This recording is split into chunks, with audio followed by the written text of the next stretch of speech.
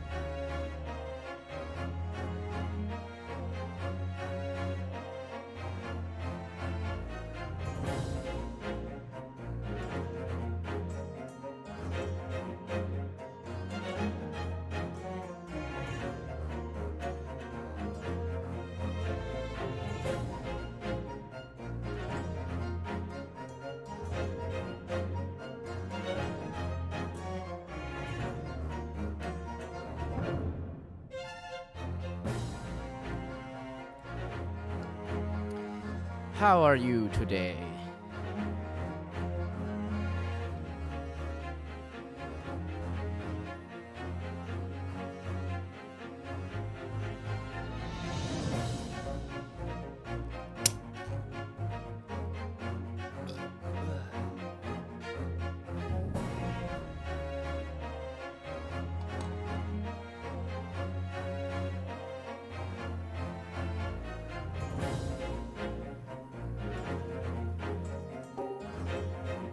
Hello.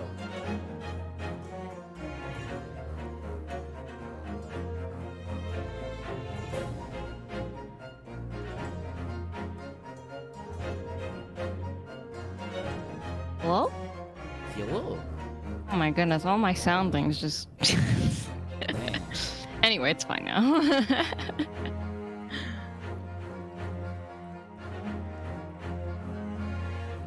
How are you today? Bro, I had a day. I see. It's like Mads was chasing Bailey as he eats off the floor. It was ground turkey, but it was heavily seasoned. Yeah, that sounds about right. That's like fucking us with Philip, trying to just keep him from eating, like putting shit in his mouth.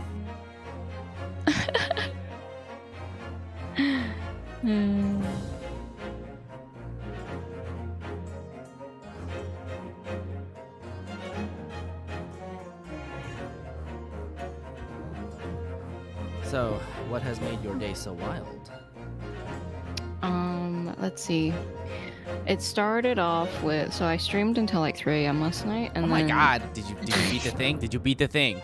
No, Oh, pain! A pretty bad setback, yeah, because like, I don't know, I was just like salty last night. I think I let it get to me. Oh, yeah, no, I know. You're I think getting in your own head about it. Right, exactly. I think next time I'll have to like recenter myself. Yeah, you gotta chill. Yeah, I gotta chill. I think I can do it. I just gotta chill out. But let's see. I went to bed at 3, but then at 7 a.m. I heard a huge crash in the kitchen, and I was like, well, what did the cats do this time? Oh, no. So I go out there, and so you know those like big cutting boards that are circular, and they're like 2-inch thick wood kind of cutting board? Yeah, they're like really hefty, right? And they got the handlebars on the sides. Mm-hmm. So I had used one last night, or I used it last night. It was Kohl's for cooking, and then I had it, like I washed it and set it to dry on the drying rack. And I think the cats must have been messing around on the kitchen counter, which they're definitely not supposed to do. Of course, as cats are wont to do. Exactly. Because when I went out there and I checked what the crash was, the cutting board was in 2 pieces on the floor. No! It must have landed right on the seam, right where the wood, is like, I guess connected, or like, just a weakness or whatever, right? A crack or something. But yeah, this 2-inch thick, maybe like 3, I don't know, it's really thick, cutting board, solid wooden cutting board was in 2 pieces on the floor, and I was like, oh no, this isn't even mine. And Cole's at a convention right now, right? Oh no! So I have to tell him that his cutting board, yeah. Oof. I mean, I might try to find a replacement for him that's nice. Okay. I feel bad. I mean, I didn't do it, but I feel like because it happened on my watch, you know, I feel See, the thing is, like, for me, I don't know what the setup of your kitchen is like. But for me personally, like, we have a cutting board that's like kind of similar. It's not a circle. It is just a slab. But it's like literally like 2 inches thick, and it's like big chunky. It's like something that's been in my family for years, and it's like not even that nice of a cutting board, but it's like big enough to handle my grandma making like dumplings on it, which is what I generally remember it being used for. I'm afraid that if that ever touches the ground from any height, the ground will break and not the board. Maybe that's what we need. But in the first place, something that large is very difficult for a cat to like swipe off. Right, exactly. I think what they were doing was they were jumping around on the counter, and because it was resting on the rack, it must have just slid off. Right. Yeah. I can definitely see that. That's unfortunate. Oof. Yeah. No, it's horrible. It's a like, that was like, that's how I woke up this morning. And then, later on in the day, I had an appointment to go to a blood drive, right? Because I was like, oh, it's my first time donating blood. I finally meet the weight requirement because I used to not be able to. Oh, right. So is that based on like is it like a height like weight thing? No, it's actually, or is it just you like just a have to sheer be weight? Yeah, you just have to be over 110 pounds. And, okay. You know, I've put on pounds lately, so I was like, heck yeah, I can donate blood. Wow, that's the true goal here, is to be have enough weight to give blood. I know, right? But it's also like, I also don't really know my blood type, so I was like, I'll go give my blood, and then I can find out my blood type, and then everything's gonna be fine. And so I went, and then everything was so smooth. Like, it was really easy. I was in and out in an hour. Like, that part, no problem. I get home, and then I'm really tired, and so I take a nap. And then after that, I was like, oh, Clover's been cooped up, you know, all day because I was out. Right. I'll take her for a walk. And I go out with her, and you know, our neighbors are out doing their stuff or whatever. And Clover decides today that she doesn't like anyone, and so she's barking at everyone, and she's pulling like a sled dog. And I'm like, Clover, please. We make it basically to like my next door neighbor's house. And I'm like trying to like, basically when she gets like this, I have to remind her, like, calm down, it's okay. Also, pulling is not an option. We're not moving when you're pulling like this, right? So while I'm doing that, I see one of our foster cats, Bubba. He's our oldest foster cat. He's like, the vet guesses like around 9 years old, something like that. And he's an outdoor cat because that's just how he's lived his life up until we found him, right? Yeah, just like Bark. Yeah, right, exactly. And Mads. So I see him, and he's walking towards me, and then I notice that he's limping, and I'm like, oh no. And I get closer, and I see that there's some like white stuff on the side of his fur. I was like, what is that? And so I get even closer to see what it is. I still don't know what it is. It's just this white stuff that was smeared on his fur, but underneath it, there's this huge wound. It's just I would presume a cat like scratched him to the point of like removing like this huge chunk of fur like on his right shoulder. Oh my god. And so there was like these like red streaks from like the scratch, right? But then there's also this weird white stuff. Like it looks almost like, I don't know, maybe like saliva or something, but it's really white, right? Okay. And I have no idea what it is. I still don't know what it is. And also he has this like, he had an abscess that was healing like under his like right armpit. He's just sometimes gets these because he's, you know, outside all day and sometimes gets into tiffs with other cats. And so we had it like treated and healing, and it even had like surgery to like close it up and everything. But then that was also like, it was torn like wide open. This is just huge, like exposed to the muscle, like circle Oh my god. under his armpit. Yeah, and it was like, it's like, Bubba, what happened? Buddy. Oh my god, you went Like, to war. boy. Yeah, he got into a serious. This is like worse than I've ever seen. Like in terms of like him getting into a cat fight. Because there's just some like neighborhood cats that they get territorial or whatever, and so every now and then, you know, he'll come home with like a little scratch mark or something, and we do our best to like try and prevent this stuff from happening, but ultimately like we can't keep him indoors because he's miserable indoors if he's kept inside, right? Mhm. Trying to like, well, right now he's staying inside because I'm gonna take him to the vet tomorrow. I'm not letting him outside until then. Yeah, right. But yeah, so there's that. And then I walk back with Clover, even though we didn't get very far, because I wanted to get Bubba inside. I go back out because I was like, okay, well, Bubba's inside. I gave him some medicine, some food, and all that kind of stuff because we still had some antibiotics from when we were treating his little abscess under his armpit. And then, so we go out.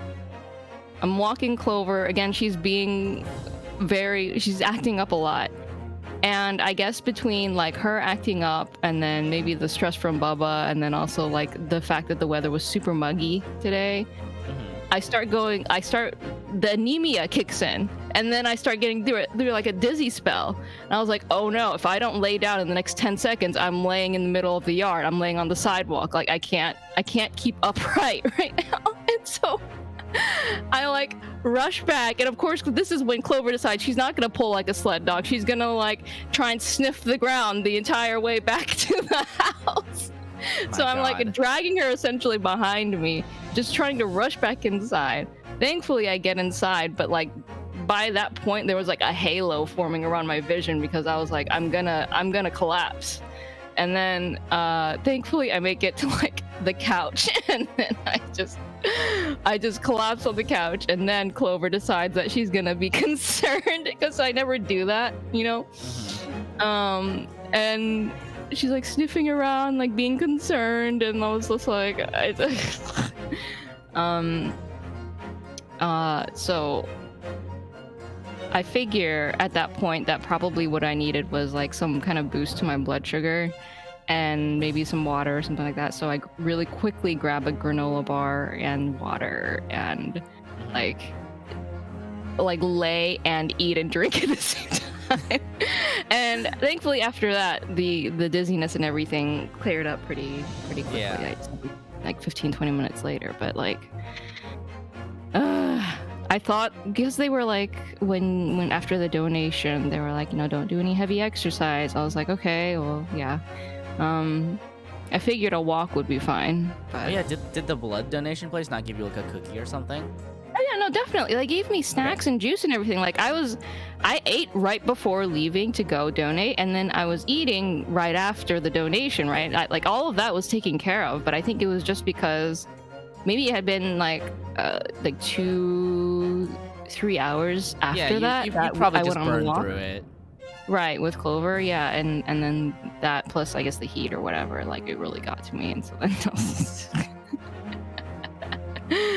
yeah. After that, thankfully everything was fine, and Clover hasn't gotten her walk yet, unfortunately, but I did let her run around in the backyard to burn some energy. Wow. Yeah. Yeah, that's been a harrowing day. Yeah. It sounds like it. It's a lot of minor inconveniences. Oh god, but they add up so fast. I hate when a day is just like if I have like one big thing in a day, I'm like, okay, cool, I can deal with that. I can prepare for that. I can brace myself. But if my day is like non-stop, like things happening, and like anytime I want to take a break, I'm getting interrupted by something or another, like I can't do it. Yeah. Anyway, I had a pretty busy day today too. Oh, tell me about it.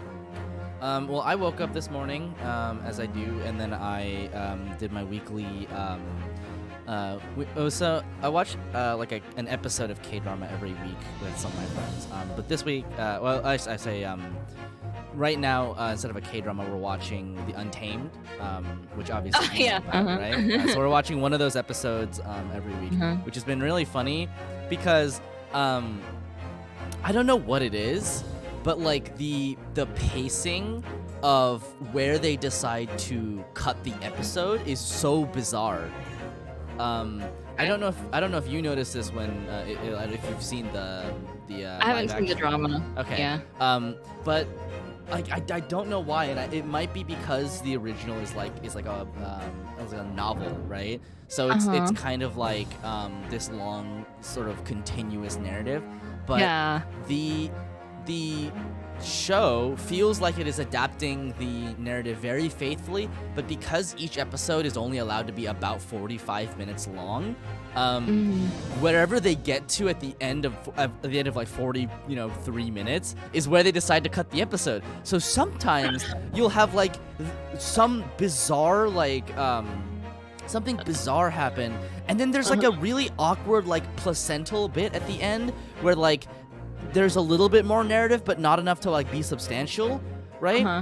And then it cuts, and that's the end of the episode. Or like it'll stop right, before something that should be like where the episode ends. Like the idea of a cliffhanger doesn't exist because like every cliff is like a stairwell, right? So it's been very weird because sometimes they get it right, but it feels like they get that pacing right on accident. And it really feels to me like they just kind of had the outline for the story, right? The original text, and they decided to just adapt it as faithfully as possible, and like pacing be damned in terms of like episode to episode, which I guess is like fine, but it's just really weird if you're watching it week to week because you're like, okay, all right, cool, that would be a good place to end the episode. Oh, it's still going. Oh, okay, it's still going. Okay. Now it's over. But why did it end there? Anyway. So I wonder if like if you remove the intro and the credits and you just paste all of the episodes together. If you did that, it would be, I think, a better experience. As long as you took the 1 minute recap at the beginning of every episode, you cut that out too. If you did that, it would feel like one continuous piece of a fiction. That's so funny. Yeah, it would feel like one continuous like video, and it's like really not meant to be episodic. Yeah, it almost feels like it's a waste that it's episodic and that the episodes happen to be like 45-ish minutes long. Bro, that's so funny. You could have done any number of things. Yeah. Yeah. So that's just I don't know, very weird.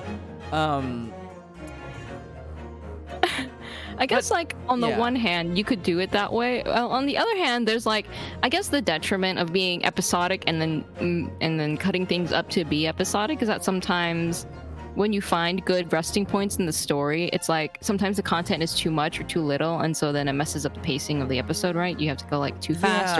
Yeah, it feels like it was considered as a whole and not as an episode by episode, which I think is fine and kind of interesting, to be honest, because there's very few things that are like that. Right. But it just really jars you if you're watching it week to week, because you're like, what the why?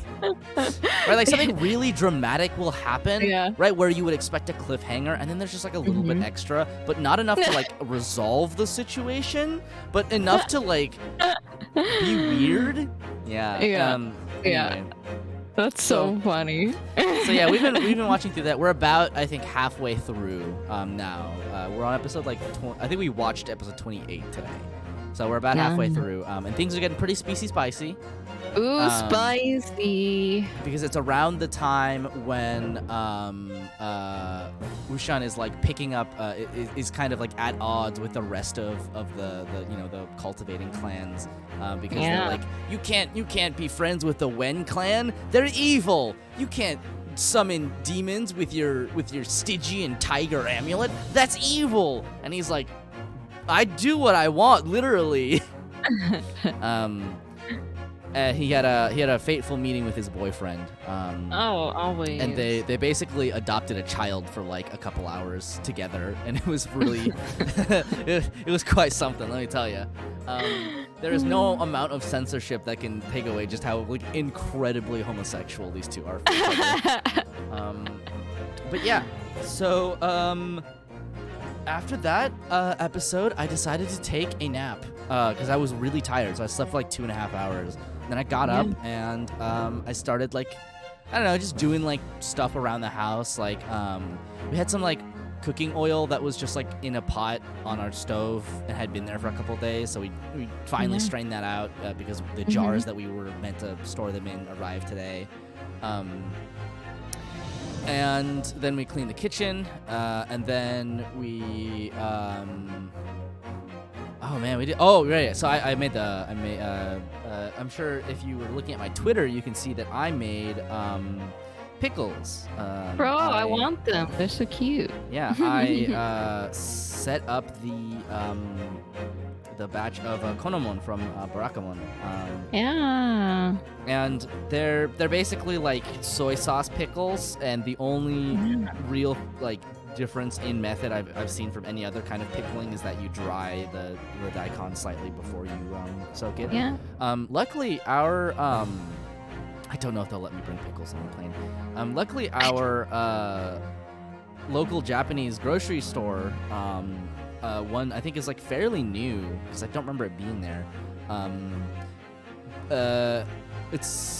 It had both Japanese and Korean daikon radish, so we got a little bit of both, and I used the Japanese daikon radish for this, and I'm probably gonna use the Korean radish for, Korean daikon pickles.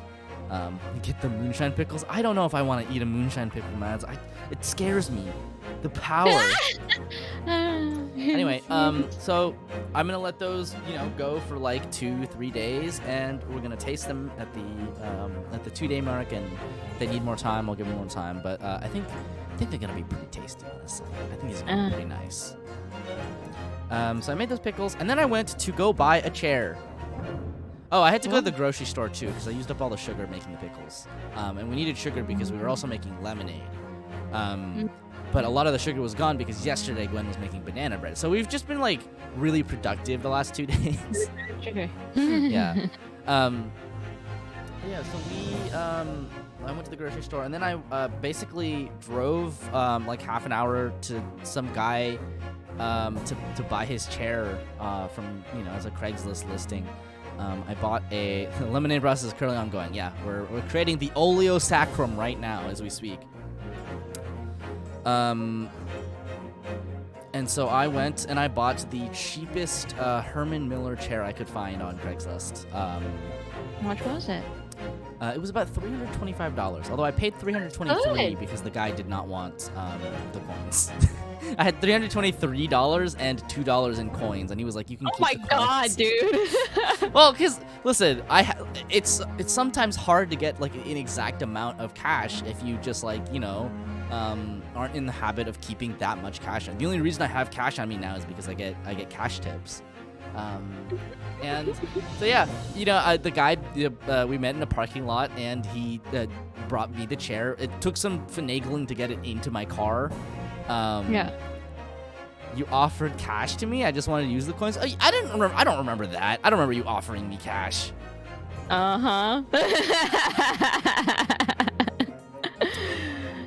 Anyway, so I got this chair, and I'm sitting on it right now, and it's pretty comfy. Well, I'm sure that's what they're meant to be. Yeah. This like retails. I think the retail cost for a new one of these is like $1,500. Yeah, that's why I was like, getting it for $300-something is really good. Can you bring pickles on a plane? I think you can bring the pickles. But I don't think you can bring the brine for the pickles, which is like maybe a problem. It might be hazardous. Yeah, exactly. It might explode. Can you bring pickles? So this is the thing about getting a Herman Miller chair here, which is that I am quite blessed to live in a very good place to buy one secondhand, because I live in the Bay Area, right? And because Silicon Valley is right there, there's a bunch of people who used to go into offices every day, who their offices decided, wait, we can just make you work from home. We don't really need this. And they all like downsized. And now there's a bunch of just chairs flooding the market. Oh, I want one. And there's a bunch of, in fact, there's a bunch of like businesses that like closed down their offices entirely, and their chairs just kind of go wherever they like sell them. And as a result of that, there's like essentially a practical cap on the amount of money that you can charge for one of these secondhand, just because like these people that like sell the refurbished stuff taken from offices are selling it for like, you know, $4.50 probably max, right?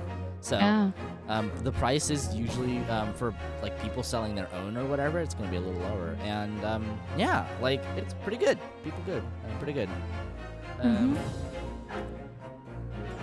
It says pickles and liquid are allowed in carry-on bags and containers of 3.4 ounces or less.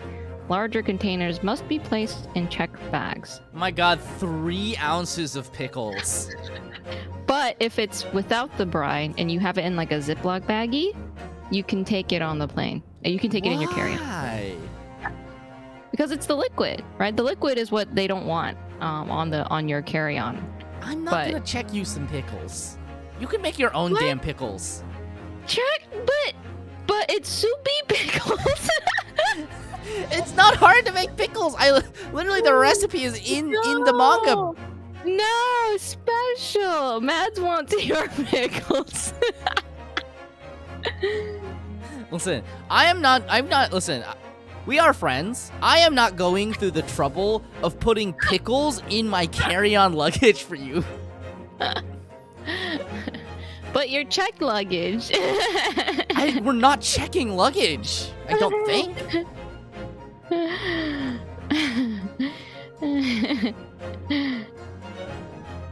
In exchange of pickles, it does sound like a euphemism, yeah. But you could take 3.4 ounces of pickles to Matt's. Okay, but the problem is not the amount of pickles I can take. The problem is taking the pickles all together. I am afraid that the pickles will leak into my luggage, which will presumably be my clothes and also my electronics. Oh, well, that's easy. You put it in a Ziploc baggie. You can even double baggie it if you feel. I would have to like quadruple baggie it to like feel safe, and I feel like that might be suspicious. And then put a bubble wrap around it. I am not taking back moonshine pickles. You cannot offload those accursed things onto me. Anyway, I'm gonna get an ice cube. Okay. Oh, that's the other thing. Recently we got these ice molds that make clear ice cubes. Some of them are cubes and some of them are balls. I'm gonna. Oh fuck! Hold on. We need to. Well, one sec. I'll be right back.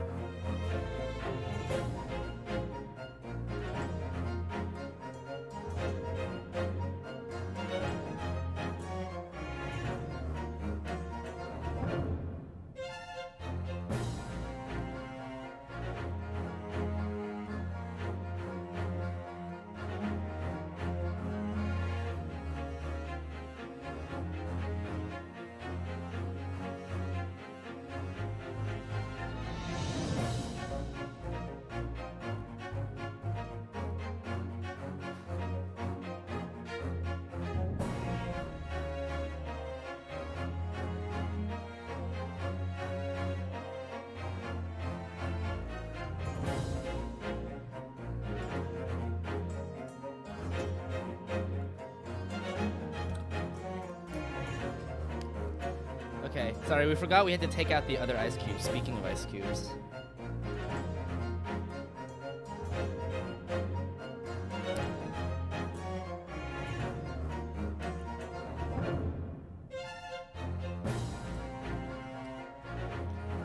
Also, we got ice orbs. And the orbs fit perfectly into the chalice. It's actually incredible. Hang on, I'm gonna post a picture.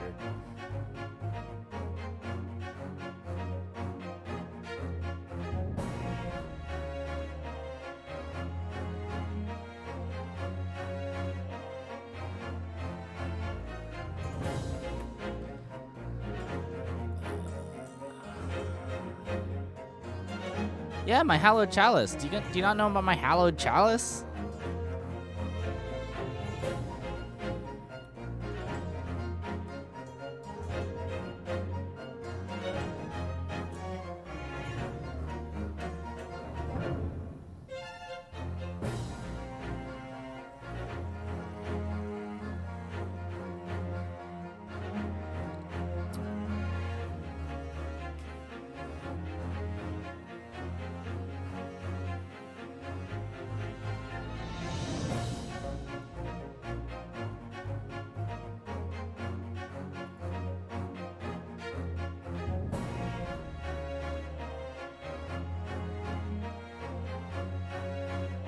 Mysteriously fitting. It really is. Like, I was shocked. I was kind of afraid it wouldn't fit, but it fits like flawlessly.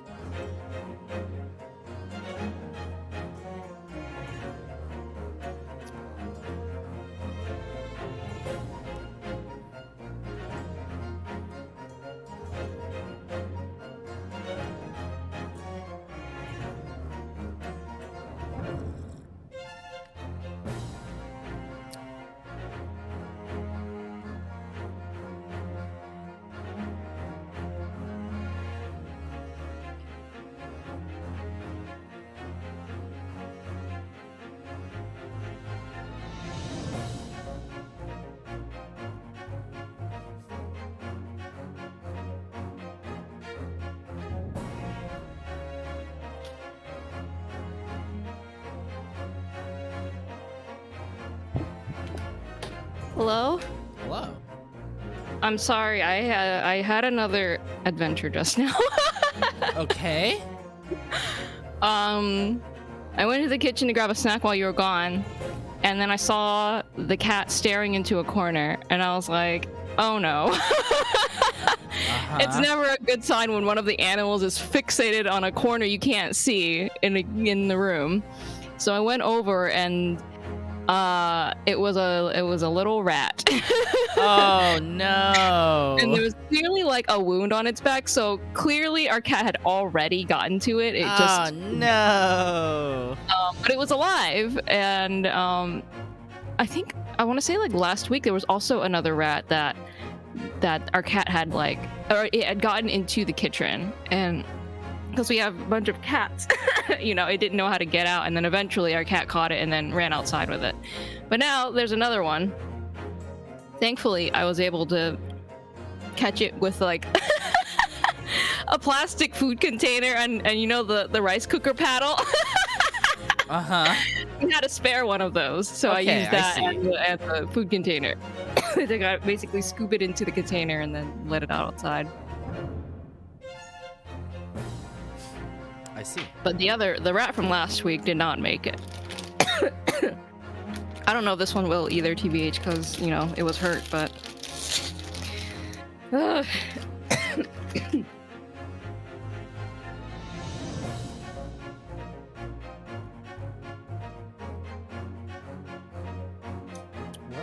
all right then. So I was just talking about my hallowed chalice, of course. Your hallowed chalice. You know how I just mentioned that we have have ice cubes? Mm-hmm. So we got two different kinds of ice cube molds. One which makes spheres and one which makes cubes. And they're supposedly they make clear ice cubes because they kind of just like I guess they encourage the water to freeze from the top down, which pushes the bubbles like down. And so then you get essentially clear cubes and then like the excess stuff where all of the bubbles go to live, right? And so you break it off and the clear stuff is at the top and you can keep that, and then the cloudy stuff you just kind of toss or whatever. It's just water. So they work all right. You should definitely follow the instructions in terms of how long to keep them in there, because if you keep them in there for too long, I don't know why, but they just get cloudy again. I don't understand how that works. Or they can be hard to remove because they're meant to, all the sort of stuff down there is meant to be kind of like, still be a little bit watery, but like, I don't know. We've been kind of loosey-goosey with it. We kind of forget to refill them and remove them, and but we're building up a stockpile of large ice cubes, which is nice for like drinks and stuff. If you look at my Twitter page, you can actually see that I put one of the sphere ones in the chalice, in the hallowed chalice, and it fits actually exactly perfectly. Okay, let me see.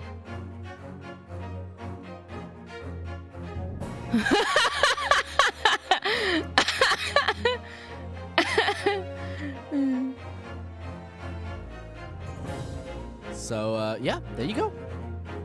I mean, it was destiny. It fits perfectly. And now I'm enjoying a cold beverage. It's not wine, Wonderful. but it is cheer wine, which is close enough. All right, shall we Don't throw it into any lamps and galleries.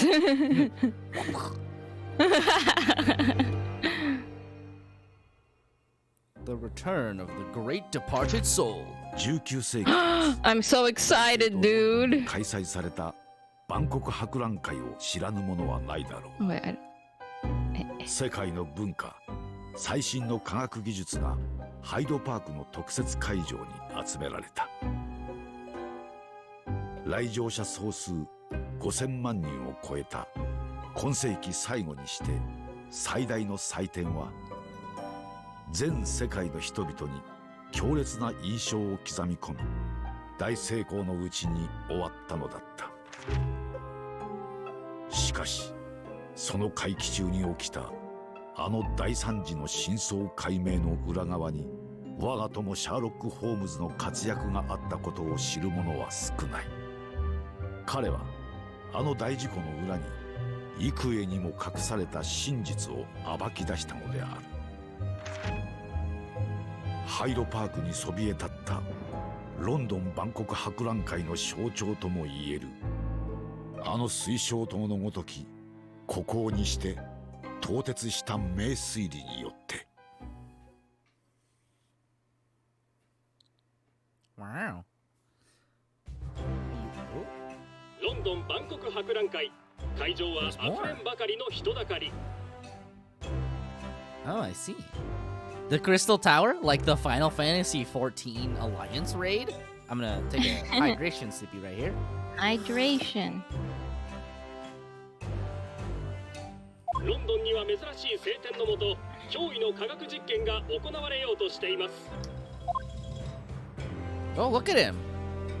Wow. 20世紀、蒸気機関と電気技術は世界を制する。 I guess we're in like 1899 or something. 馬車は姿を消し、自動車が行き交う。海を渡る船は羽を持ち、大空を飛ぶ。 Yeah, not too far off of that one. 本日は皆様にさらに遠い未来の実験をお目にかけましょう。 Who's the narrator supposed to be? Is this Iris's story version of the event?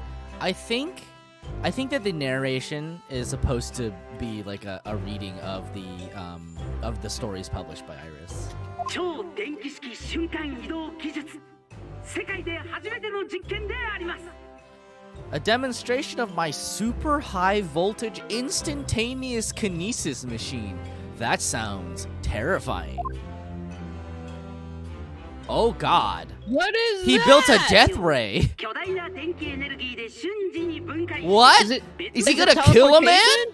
Oh, it's a teleporter. Oh my god, it's teleportation! Bro, he's gonna fucking evaporate そ himself. してその蘇生情報を掲載し No. 元の姿 I don't know about this, dude.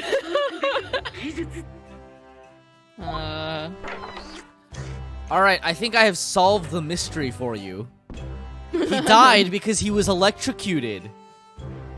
Bro, don't do it, bro! No! Look Oh, at he's so look at happy. him hopping!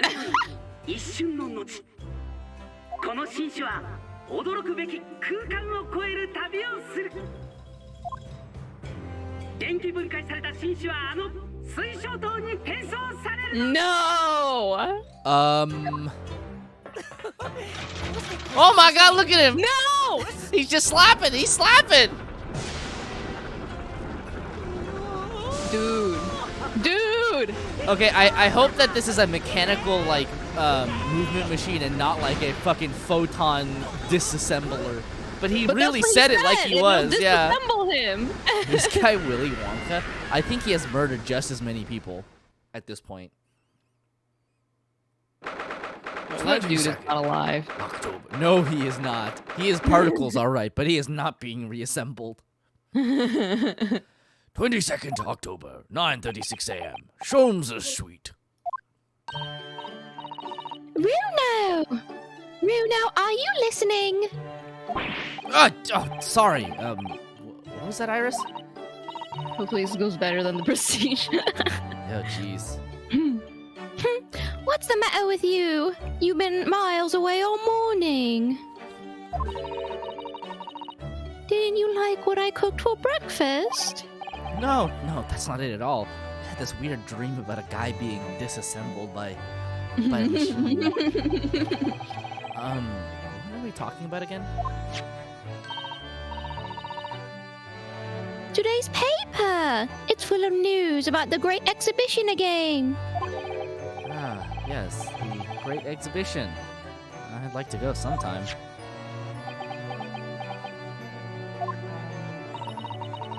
You're really not your usual self today. You seem very down. Don't you agree, Hurley? He's also depressed. Oh no! Did you say something, Iris? Oh gosh, you're even more down. Is it the violin again? I hope not. Ah! When did you arrive, Mr. Naruhodo? I've been here for about half an hour already. What? Why didn't you mention it before? I thought you might have known I was here, you know, because breakfast? Iris is quite right. You're clearly lacking in vim. So much so that I didn't notice your presence. Thanks. Of course, I could deduce the reason perfectly well with some simple observations. What? Let's see. Like Vim and Yes, Vigor. for example, your tousled hair this morning with all its unruly spikes. Clearly, it can be deduced, therefore, that. Let me stop you there, Mr. Sholmes, because I think I can see where this is going. My hair always looks like this. It always has? Ever since we first met, in fact. Oh, really? How interesting. It just doesn't look like a haircut as such, I suppose. Hey.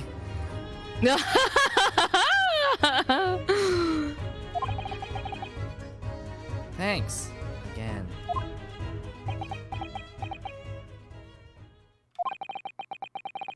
It crossed my mind recently that it's been 6 months now. 6 months? Yeah, Vim is like energy. It's like being energetic. It's like the saying, like Vim and Vigor. Vim and vigor. Since I was forbidden from working in court. Oh, we're post disbarment now. happened, We're dude? post disbarment. That's where we are. So I've been wondering how much longer I'm going to be banned. My man wants to lawyer. They won't even let him. There's a Vim juice. Yeah. Oh, dear. There's Well, juices that for everything. Well, that would explain why you seem rather glum. So he's just been hecking around for 6 months in their place and not paying rent? Question mark? I don't know if he was ever paying rent. To be fair. Don't you agree, Hurley? You think about the coding thing called Vim? That's probably what Sean was thinking of. Did you say something, Iris?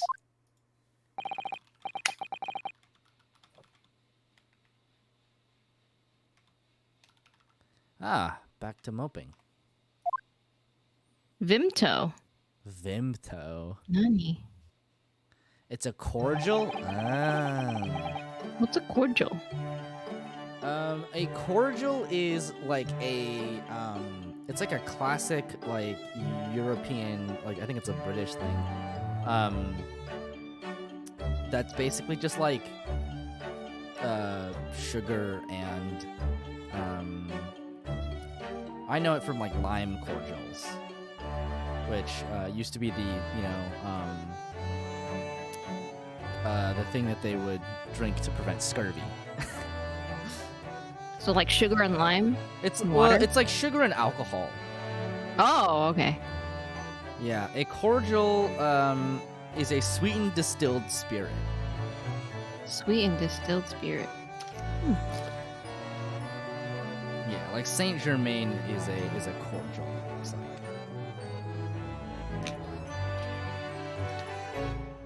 Okay. He seems even more down in the dumps than me. I know! And the great exhibition has opened! You'd think he'd be excited! Oh, why don't we all go to see it together? I want to! Of course I do! But I can't! Not for the time being. Why not? Why not? Why not? Because I'm a great detective after all! So you're embroiled in some tricky case that you can't be distracted from? Is that it? I don't remember hearing that you're working on a case, Hurley.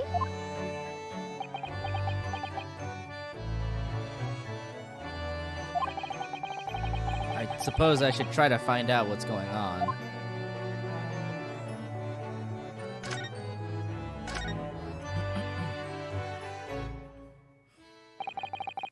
Half a year ago now, I took on the defense of a young girl in a trial heard at the Old Bailey. What at first seemed like a simple case of murder that took place at a London pawnbrokery turned out to be one part of a much more far-reaching plot that involved the British government. During the course of the trial, it was found that I made an unavoidable, but at the same time, unforgivable mistake. Oh, this is why you got disbarred. Words fail me. This situation is utterly deplorable. Mr. Naruhodo, Yes, my lord. I will decide upon your fate following the conclusion of this trial. Of course, my lord. What did you do? In the end, I had my right to represent people in court revoked. I was told I had to spend my time in research and study, so that's what I've been doing. You have, haven't you, Renu? Reading all those big fat tomes about British law up in your room? And the notes about Sholmes's old cases? Oh my god, we can finally become a real lawyer. Wow. Brewing Iris's special blends of tea, fetching my daily bread for me. You've become something of a manservant around here. Start on the silverware next, Mr. Naruhodo. Well, I'm thinking of going to ask the powers that be to reconsider. Specifically Lord Strongheart at the British Supreme Court on Whitehall. Lord Strongheart! Oh, the delightful Lord Chief Justice? Not my favorite fellow. He's not mine either. He's the man I have to talk to. He's the only one who can grant permission for me to start working in the courts again. I came to Britain to become the best lawyer I could. I can't do that just sitting around here. Well, maybe you should read up on some law books. The whole of London has been swept up in this great exhibition, hasn't it? The most advanced science, the most modern technology, the finest works of art and feats of engineering. For the next 6 months, our capital will be showcasing these things and the world will be watching. Oh, do you know what I'd like to do? I'd like to look down on London from one of those lovely balloons. Look down on... Do you mean those things... fly? Yes, of course.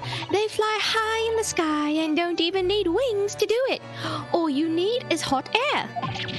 But how? How does hot air have anything to do with flying? It makes no sense! I can't understand it at all. That's true of a lot of new scientific discoveries. Most people can't understand them at first. But in 100 years' time, all these things will just be common knowledge.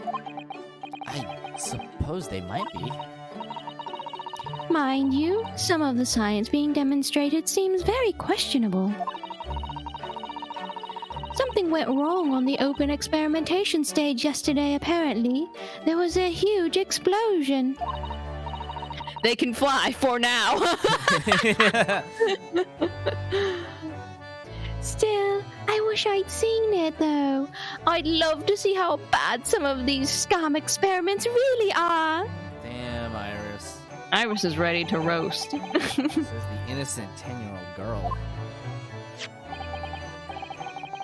She's like, I want to see a man explode. Basically. See here, every page of this paper carries some article or other about the great exhibition.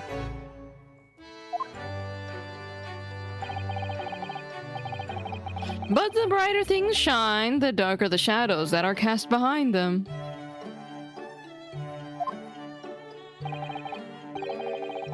Personally, I find myself drawn to the darkness, to the impenetrable. That is my proper atmosphere. All right, edgelord.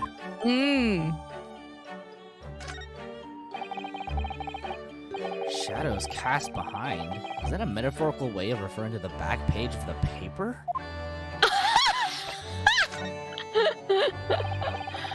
Are you investigating a particularly tricky case at the moment, Mr. Sholmes? You could say that, I suppose. Nothing more to add? That's not like you. What sort of case is it? Shh! Quiet, Mr. Naruhodo. We must not discuss it here. You never know who might be listening. You're acting very strangely, Hurley. What do you mean, Iris? Well, usually. The more mysterious and complicated a case is, the better Hurley's mood. Ah! Is it really a case that's bothering you? Iris, please! You mustn't exercise your astute powers of observation and deduction on me without invitation! Remember what I always say. Put yourself in the shoes of the individual about whom you're making deductions. You say that, do you? You, Mr. Sholmes? Never mind. Once I've had a cup of tea, I must make my way at once to the crime scene.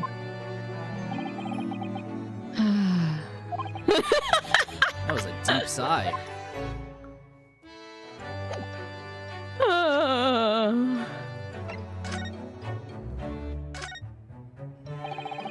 Every article on the front page is news about the great exhibition.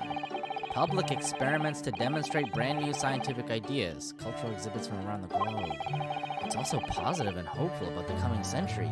Yeah, Oof. Yeah. What could possibly happen in the future? We must all go to see it properly before too long.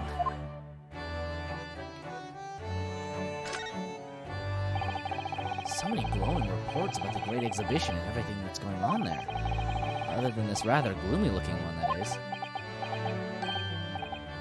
Wait, what? What's the matter, Renu? Bro, that man looks so evil. The Reaper attacked. That's Lord Van Zeeks. Oh, this must be what Mr. Sholmes was talking about. Does he know any more, I wonder? Lost cat. Finally killed a man. I don't know if Van Zeeks killed a man. I think he might have gotten jumped. Did he get disbarred too? It says in the paper that Lord Van Zeeks was attacked. That's terrible. You know the legend of the Reaper of the Bailey, of course, don't you? Only too well, in fact. Yes, Prosecutor Barrick Von Zeeks. They say that if the Reaper is in the prosecutor in a case, there's no salvation for whoever's in the dock. Even if the defendant is found not guilty. Once the Reaper has someone in his sights, one way or another, that person's time left on this earth will be short. I've got you in my sights. London's finest rogues always find ways around the law. They'll stop at nothing to secure an acquittal at court. Tactical visor activated. Falsifying evidence, paying sham witnesses, threatening jurors, bribing judges. But even such devious tactics as these cannot save them from the hand of the Reaper. The Reaper! The Reaper! As you've experienced yourself, haven't you, Mr. Naruhodo? Yes, I've seen the Reaper's retribution at work. Many of these criminal rogues are reckless and quite unafraid to die. If a leader among their fraternity is seen to have been taken by the Reaper, retaliation like this does occur. Really, the capital has a never-ending supply of such scoundrels. So, do you mean Lord Van Zeeks has been attacked like this before? This isn't the first time? Oh baby, that sword isn't just for show. But he's immortal, so it's fine. He's quite an accomplished combatant, you know. God damn, he's so sexy. He doesn't take these attacks lying down. Although, it seems that his assailants were armed with guns this time. Oh damn! The only thing that can beat a sword is a gun! That's not fair. Brought a sword to a gunfight. Oh my goodness. Is he alright then? Is Lord Van Zeeks hurt? My dear fellow, how on earth would I know? The chalice throwing is a self-defense technique. Yeah, that's how he's training to fight gun wielders. Well, in the article here it says, as to what of Lord Van Zeeks and his condition, all will be revealed in tomorrow's morning edition. Ah, I see. Well, we shall have to be patient then. No, I can't wait until tomorrow. In that case, you shall have to inquire with somebody in the know. But who? Lord Strongheart, perhaps.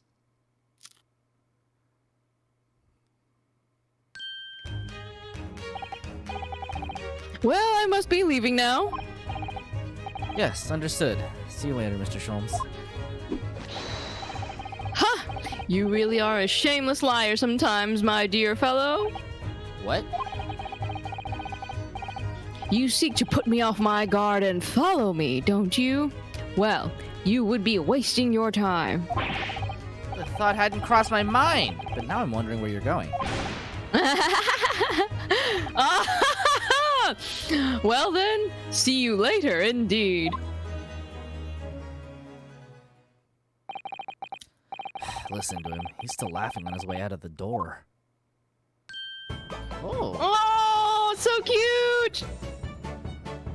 All right then, Reno, let's get going. Oh, Iris. What are you wearing? I've got change to go to the great exhibition. You're going to take me. What? But I was just about to go to the Supreme Court. That sounds boring as fuck! Well, that sounds fun too. You're going to take me there then. Pew pew pew pew. Oh my god, she's threatening you at gunpoint. Alright, fine. Just lower that weapon, would you? She looks like steampunk Mickey Mouse, yeah. So cute. Of course. And after the Supreme Court, then we'll go to see the great exhibition.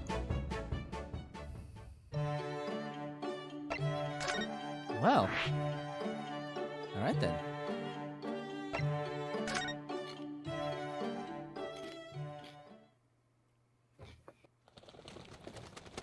The birds! Why do they let birds in here? I always forget about the birds. 22nd October, British Supreme Court, Lord Chief Justice's office. It's been about 6 months now since I was last here. But some things never change. Like the sense of foreboding I always seem to feel in this place. Also the birds. And the birds. It doesn't seem to be bothering Iris at all, though. She's happily reading over there. Oh, I love this place. I always find so many interesting books here. Oh, you were definitely not allowed to be reading those.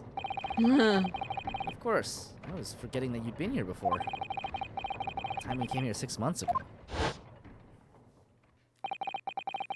When Susato-san was given the news that she was to return to Japan.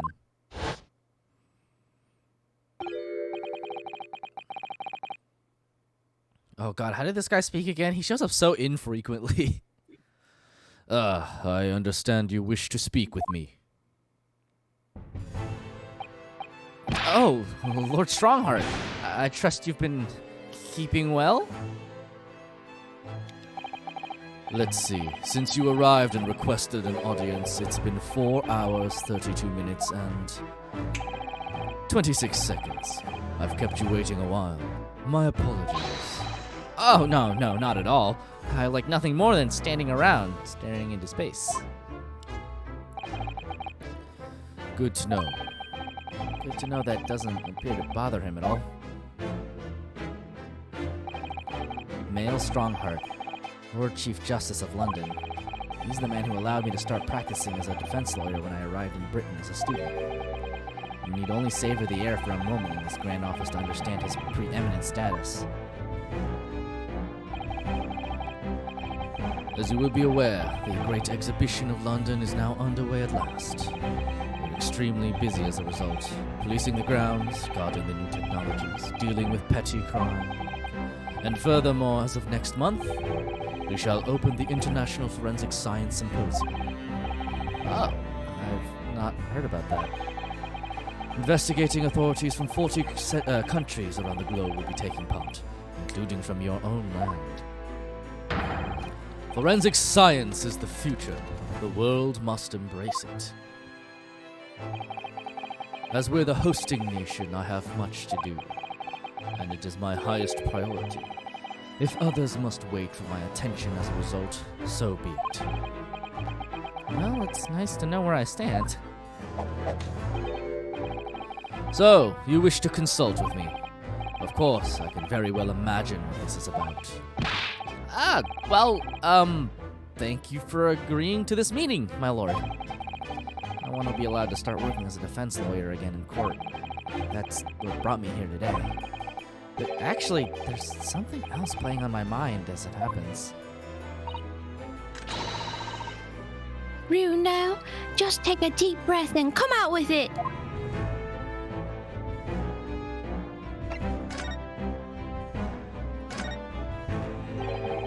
I actually came here today to ask for your permission.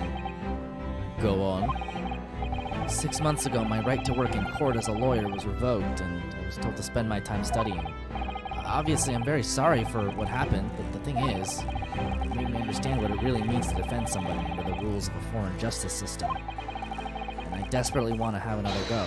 Please, permit me to enter the courtroom again. Mr. Naruhodo. Yes? Ah, here it comes. I'm sure you haven't forgotten your position here, have you? At best, you are a substitute for your compatriot. This was never your intended role. Well, that's true.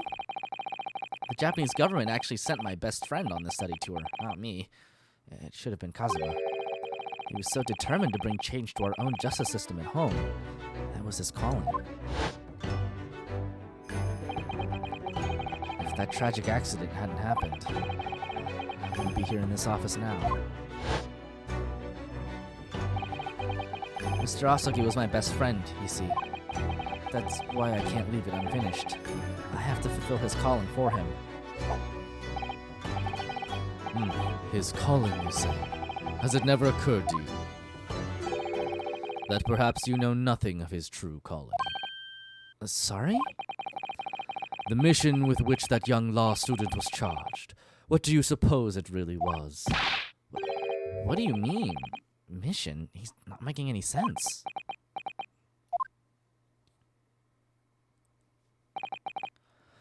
Never mind.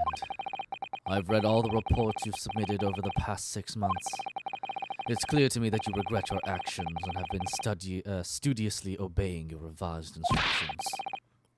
Do you mean... As of this moment, I reinstate your license to practice law here in Great Britain.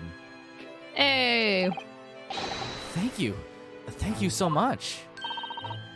That's wonderful news, Renu.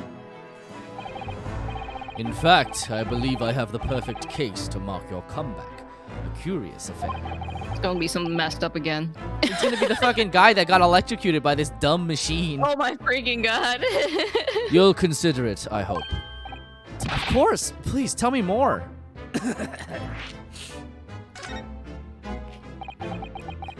You described it as a curious affair? Yes, that's right. I believe it was reported in the press. Are you aware that there was a serious accident at the Great Exhibition yesterday? Oh, no.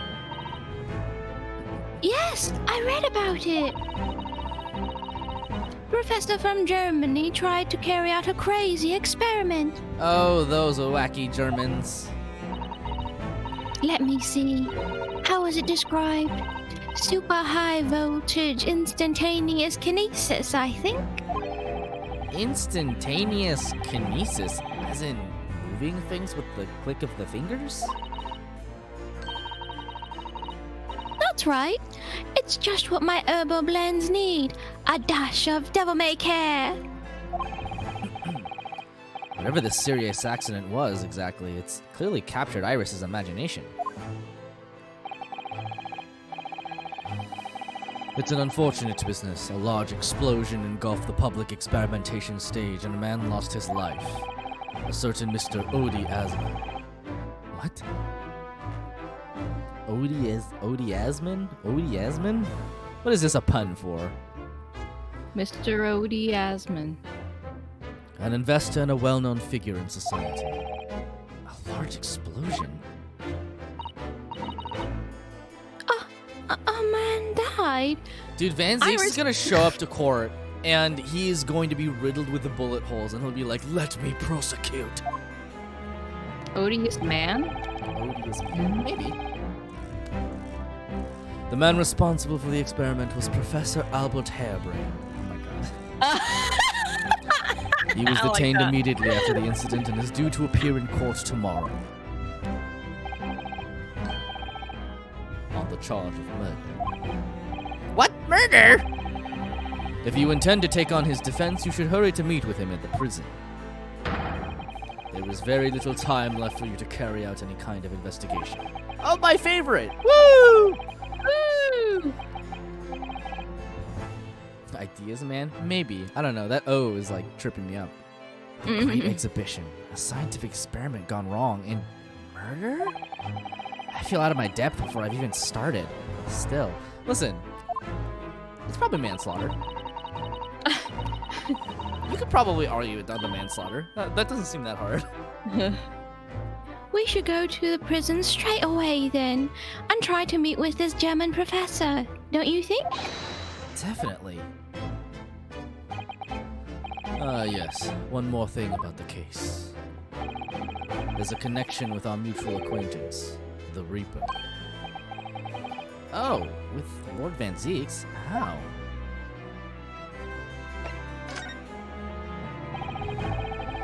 All sorts of conferences have been taking place around the world to coincide with the Great Exhibition. And next month, the largest and most important of them all will take place at last. The International Forensic Science Symposium. It does seem as though criminal investigation needs to embrace scientific methods, doesn't it? We're just kind of throwing shit at the wall right now. Exactly.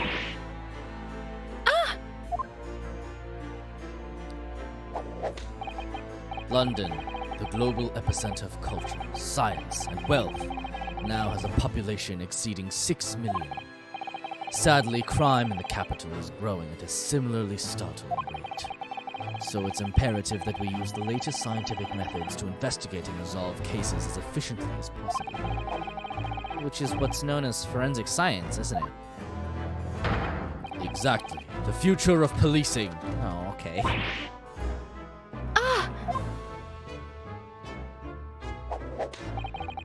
Alright, Mr. Mega Cop. Regrettably, however, Britain is currently dragging its feet when it comes to the adoption of forensic methods. Oh, dear, that's alarming. Exactly. It's extremely alarming. Huh! If I were Her Majesty's Attorney General, you can be sure the numbers of crimes committed and resolved in London would be very different to the current figures. And I can cite 12 solid arguments and 223 individual reasons to support my claim. Sorry? Oh my god! By way of apology for keeping you waiting earlier, I shall detail everyone now. What? Oh, how fascinating. It all began 15 years ago. I was... Bro! Oh my god, you're going comatose, dude! Oh my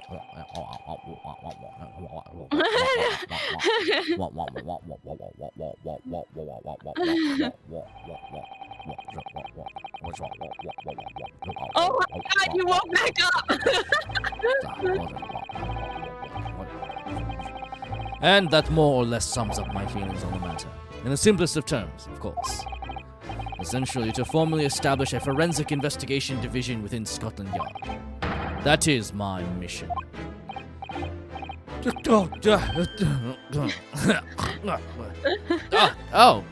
Right. Yes, that's wonderful. You know, usually this man is short on time, but I guess he must have a free day today. Yeah. He's like, I could use a break. Exactly. Wonderful is precisely what it will be.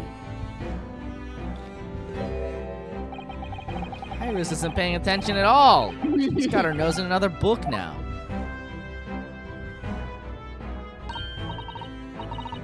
Oh, is it over? Did you learn anything useful? Yeah, number 147 will surprise you. I actually drifted off for the most part. He's surprisingly ardent about forensic science.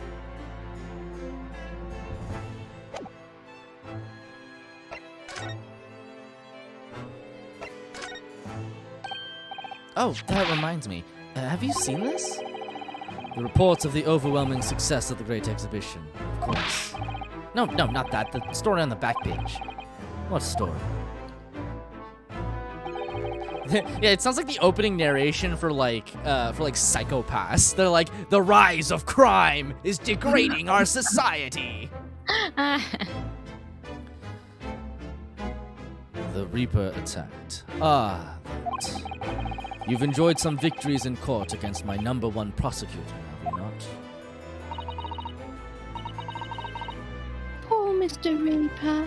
What happened to him? He wasn't killed, was he? There's no need for concern. Lord Van Zieks would not be so easily dispatched, I assure you. Can you tell us what happened? I'd really love to know. Very well. If it interests you. It does, strangely.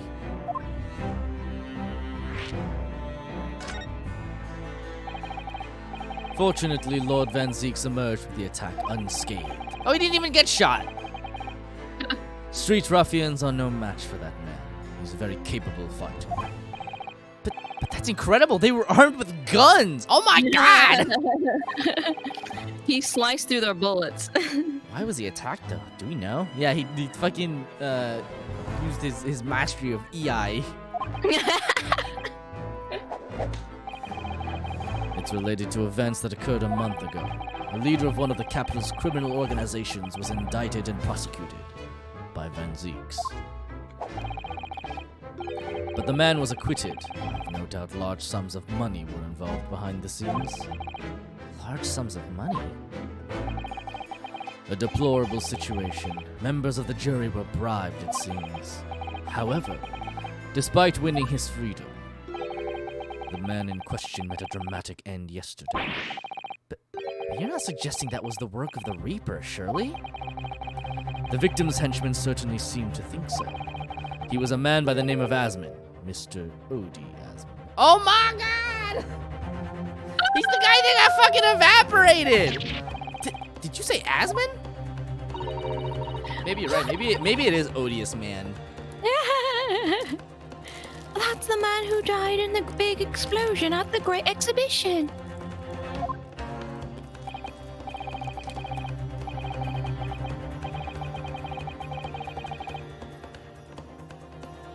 Yes, known publicly as an investor, but in reality the head of a significant criminal organization. Unbelievable. Yeah, I don't know if this is Van Zieks' fault. I wonder, can I ask you something, Lord Strongheart? Try me. Why do you use Lord Van Zieks as a prosecutor?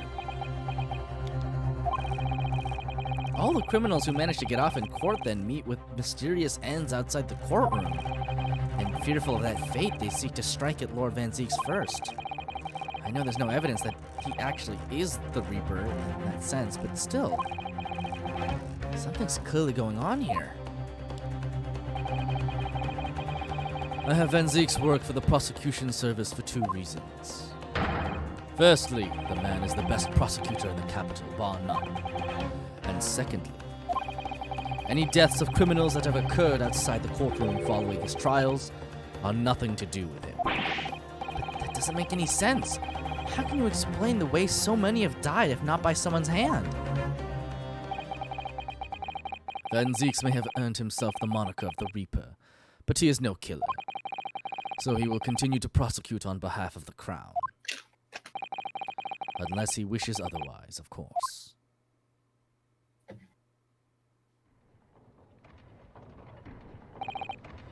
Well, I must be leaving for my next engagement. I'm already 11 hours and 16 minutes late. My colleagues may be starting to fidget. What do you mean? 11 hours late? That's quite something. That meeting had already started when I arrived back here for this engagement with you, and then I spent 10 hours talking about my things. So, lateness was inevitable. Time stops for no man. You just seem like the man who would never be late. I'm sure it stopped for me during those 12 solid arguments and 223 reasons. Oh, yes. Where would I find Lord Van Zieks now? I would assume he's at his office. Right. I'll go and ask him about the attack in person. I want to get this straight from the horse's mouth. Away with you now. I'm leaving Professor Hairbrain's defense entirely in your hands. Of course. Yes. Thank you very much, my lord.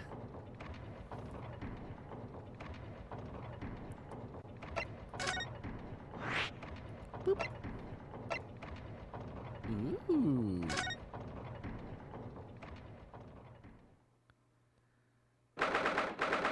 "22nd October.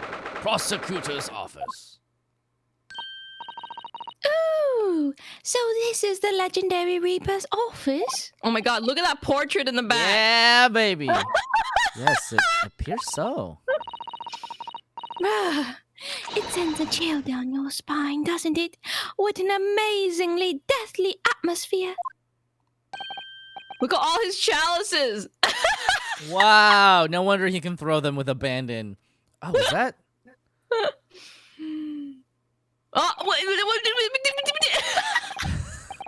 That hooded figure was so still I hadn't noticed his or her presence. I wonder who it is. What are you doing here? Ah!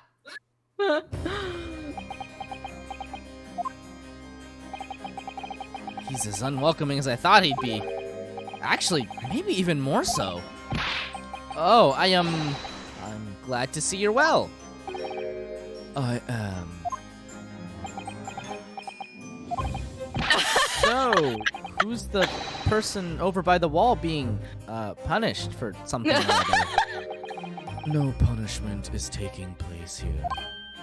Oh, That's my apprentice. What do you mean? And he's sitting there of his own free will. What do you mean that's your apprentice? bro, he's a fucking Sith Lord. I didn't know you had an apprentice. Only the one? I heard about this thing called the Rule of Two. Look at him! It must be the same person who was pictured in the newspaper. Oh my god, they're posed so fucking dramatically. Look at this shit. He's very able in combat. A requisite skill for anyone under my tutelage. I'm losing it. Are you referring to the attack on the Reaper that was reported in the papers? The Reaper? I'd be interested to know the Reaper's true identity myself. Assuming that is, such a fabled fiend genuinely inhabits our great courtrooms.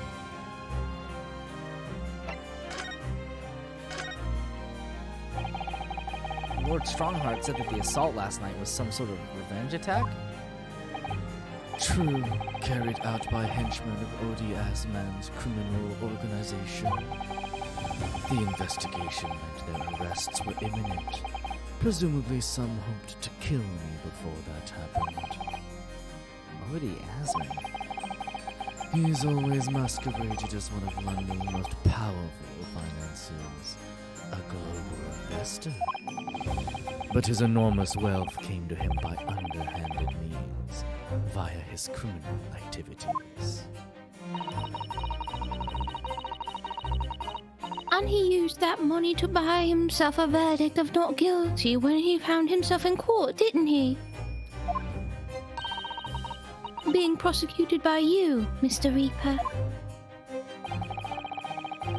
But the man got his comeuppance in the end. Yesterday, in fact. Is that an anagram of Asmodeus? It might be. Ah!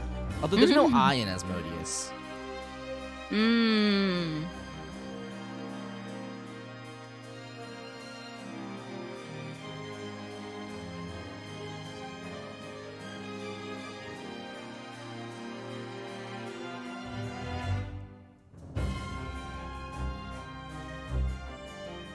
Maybe, I mean, it could be an anagram of Asmodeus if you took the like Japanese readings of it, but that doesn't make sense because they always change the puns anyway. Maybe it really is Yesterday. just Odie's man. Yesterday, in fact, in extraordinary circumstances, it was a most unusual cause of death. I know about that. It was super high voltage, instantaneous kinesis gone wrong. Well, that's because it couldn't have gone right. Mr. Asman died when that demonstration on the public experimentation stage ended in an enormous explosion. There's so many syllables in this sentence. Correct. Okay, you I found it. What is it? His full Japanese name is a pun on Erai Dame Ningen. Ah! Like useless person. Yeah, okay. Erai dame ningen. Yeah, that makes sense. That's funny. Yeah, and it is a play on odious man. Okay, that makes sense. And do you think I have some kind of divine ability to cause an accident like that to happen, do you? Well, no, that does seem a little far-fetched. If this man really is the fabled Reaper, then he has to be innocent of this particular death at least. Yeah, you did nail it. It's strange how this has worked out, isn't it, Renu?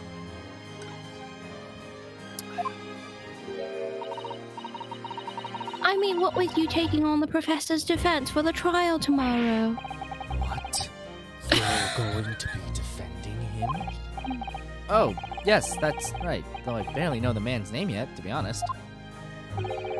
Albert. Albert Harebrain. That's right. Do you know him by any chance? Of course. He's a contemporary of mine. We were at university together. You're... What?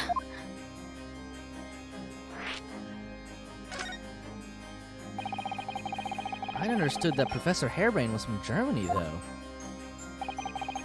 Harebrain's from a respectable British family. After graduating from the University of London, he moved to Germany to carry out research. That's all. Damn, no German accent. Sad. Ah!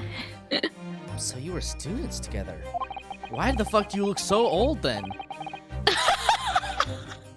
I was in the Faculty of Law, of course, and he in Science, so our paths rarely crossed. Law and vampirism ages you.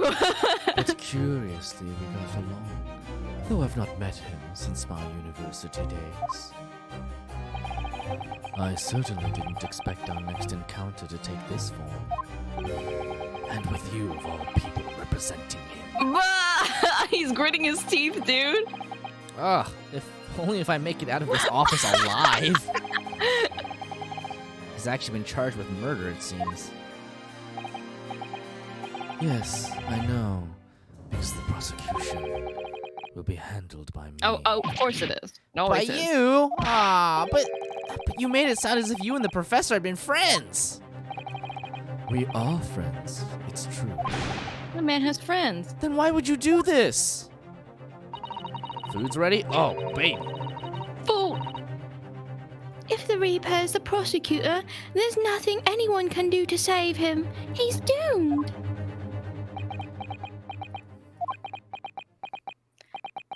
What's Lord Van Zeek's thinking? Well, we'll figure out what he's thinking right after I get my food. I'll be right back. Wow!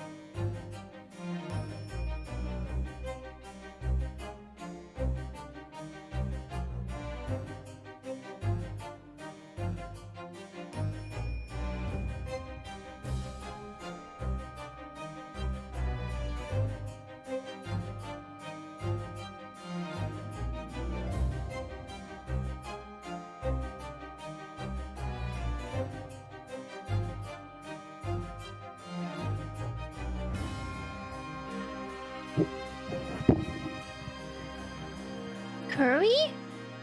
I want curry. I want every food we talk about.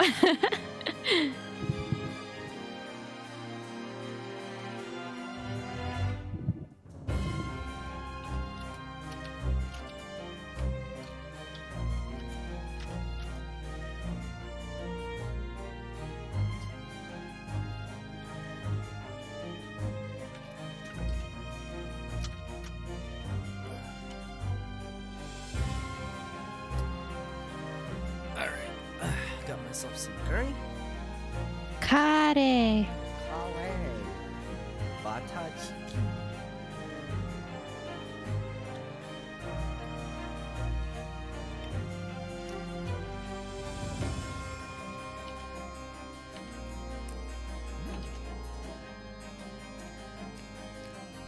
Tasty.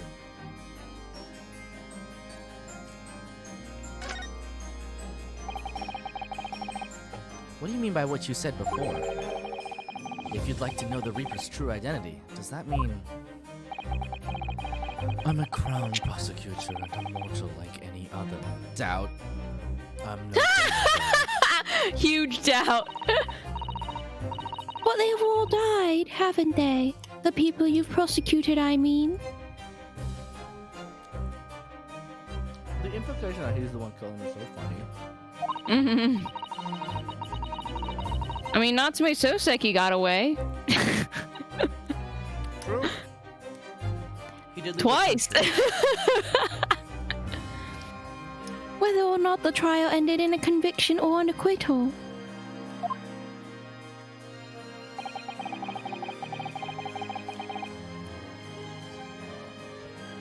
Those I prosecute are the vilest wretches of our society. People who without question deserve to be found guilty. The world is a better place without them.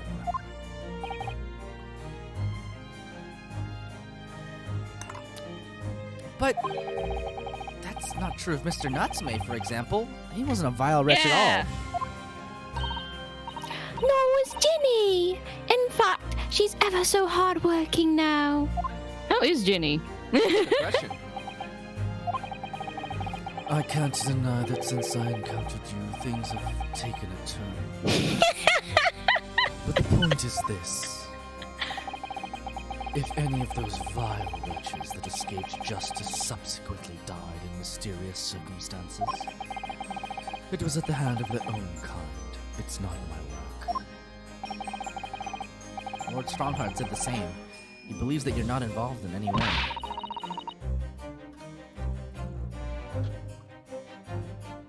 But you were attacked by those ruffians because they believe it's true.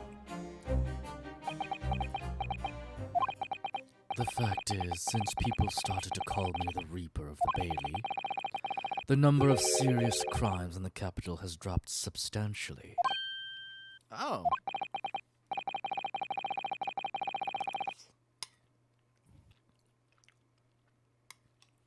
My God, man, let me fucking take a bite of food before you talk.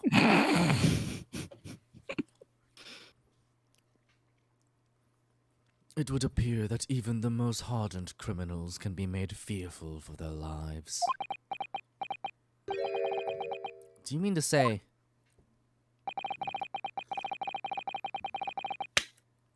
You voiced... I do.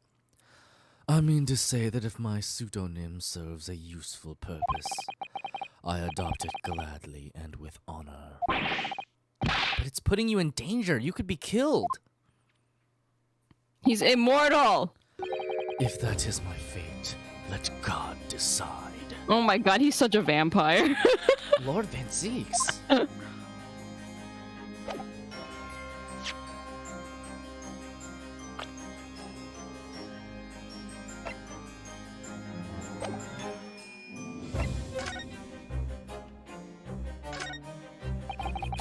Look at that fine collection of hallowed chalices and bottles neatly lined up. Hallowed chalices. My hallowed bottles are filled with the essence of the finest grapes from the finest vineyards I visit. The finest grapes of the finest vineyards. And I personally oversee these chalices being made by the finest crystal craftsmen in the world. Yes, sir. And yet you throw them around in court like they were worthless. Yes, because this imbecile is so unimaginably and repeatedly wide of the mark sometimes. So it's your fault, Ryunosuke. Ow.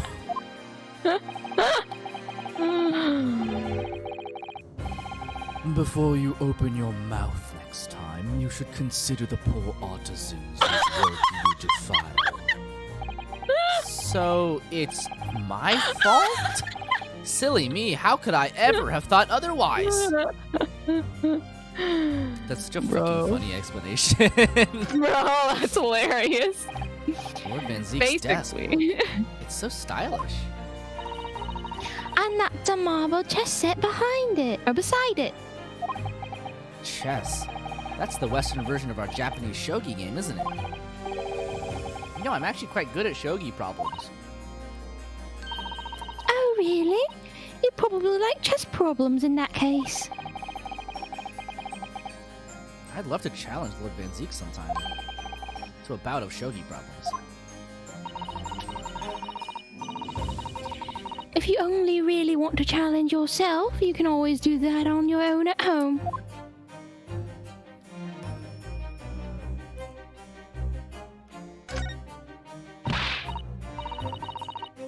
Oh, look! It's a scale model of the Great Exhibition Showground. What is this, a great exhibition for ants?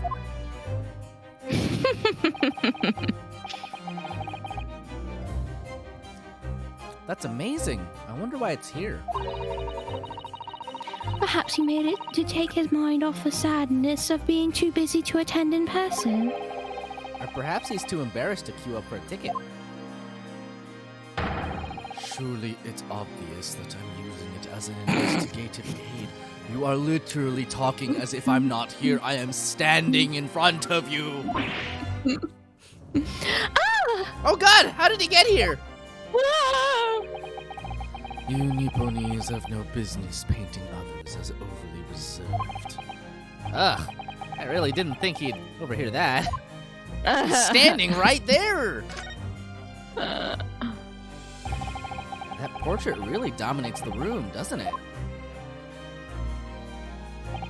It's a very majestic outfit and pose, but sadly, whoever painted it didn't do a very good job of capturing Lord Van Zeke's facial features. Yes, you're right. I mean, it's not far off, but the artist has exaggerated his subject's handsomeness, I think. Wow, that reminds me. I heard Emperor Napoleon of France ordered artists to make him look more attractive when they painted him. How vain. That's really not an attractive quality in a person, is it? That portrait does not depict me. Surely that's immediately obvious. I live for this man being just absolutely at his wit's end. Oh, then who is it?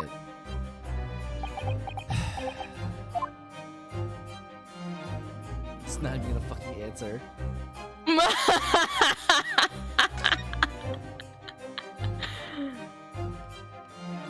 He's gonna murder you. Bro, who is this cultist? Look at all these ancient casks lining the wall there. Casks in the Reaper's chamber. Or are they caskets? Oh my god. I think it's for all of his finest grapes and finest wines. Yeah, he fucking makes his own goddamn wine. You don't think all those people who escaped conviction God, and you are guys- lying inside them dead, do you? Her face was so funny. What ridiculous notions are going through your head, man? This is my collection of fine vintages. This is the funniest part in the whole dang game. Oh, yes, of course. Thank you for clearing that up. My Renu and I were just musing to ourselves. Don't mind us, Mr. Reaper.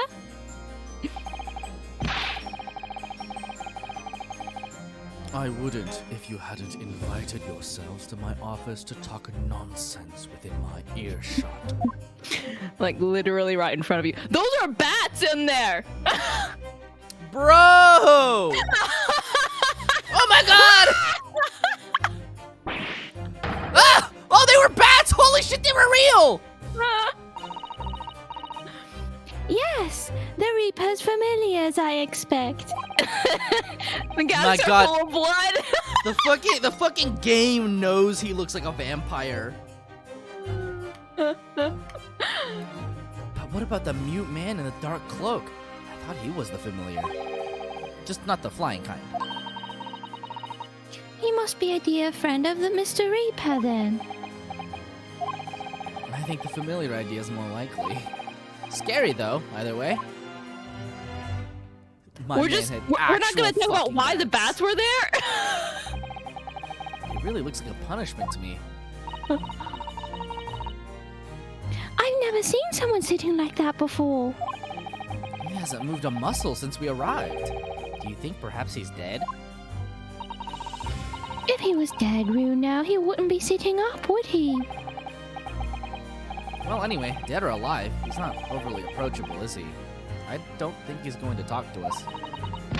What strange events have you missed? You missed the fucking bats that were hanging inside his room. You missed us, like, giving Menzix the worst time of his life. He's not dead. Are you sure? He's sitting Japanese style. On yeah, the pillow. he's sitting Seizo.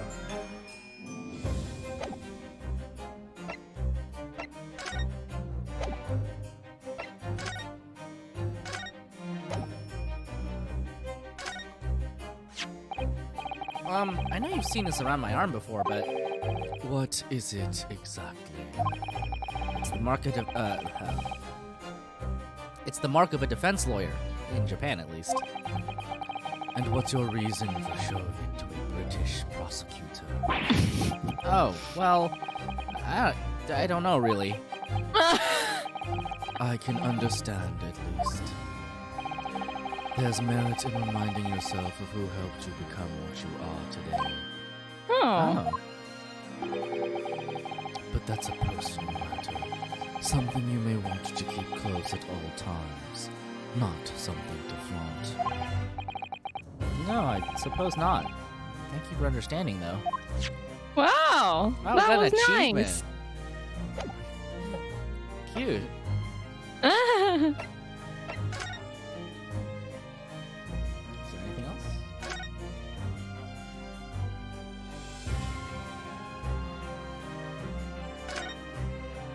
Other than this strange person. Alright, well, let's go to jail.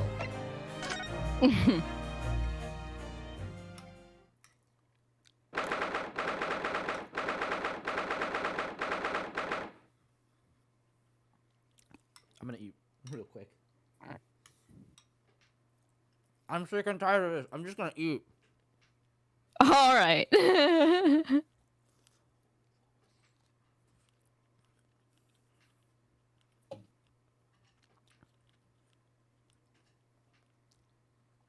I love how much that the prosecutors always look more like vampires as the games go on.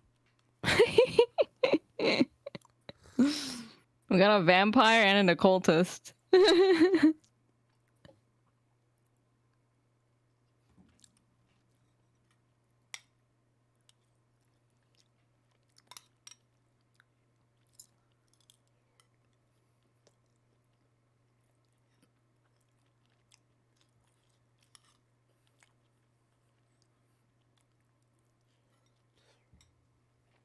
Okay, I'll be right back.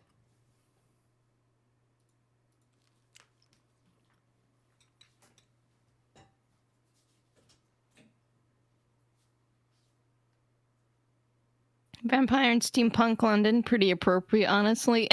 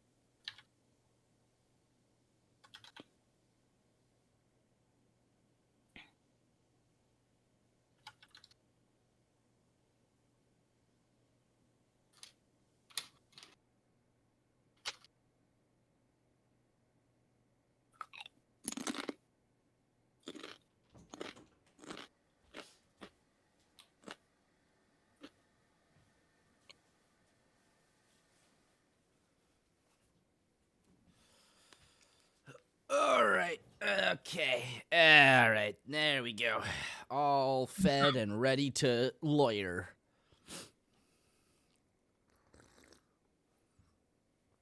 "22nd October, local prison cell 11.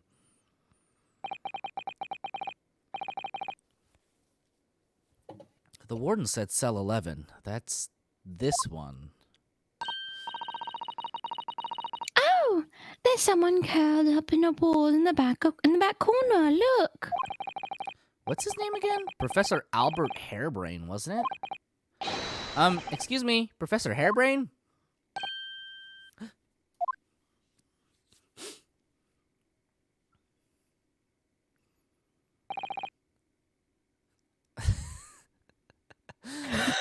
What kind of voice do we do for this guy?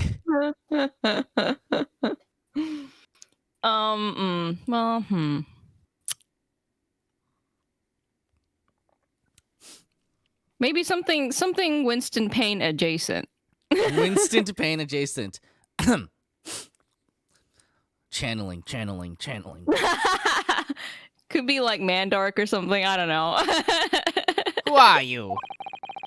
I'm Renosuke Naruhodo. I'm a defense lawyer. A lawyer! Oh, God! Was it something I said? A lawyer, you say? Would you be here about the experiment? Are you like going to you're defend Pokemon. my hypothesis? Your hypothesis? Sorry, I don't... Yesterday's demonstration! That magnificent demonstration was... It was an out-and-out success by anyone's calculations. But despite that, no one listens. No lawyer believes in the science. When it's explained, they all leave at high velocity. It's not a phrase I would expect you to say. Now's probably not a good time to mention that your zeal made my concentration leave for a while, too.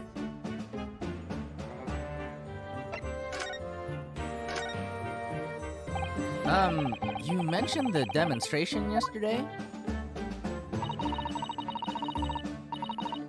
The papers have called it a spectacular failure.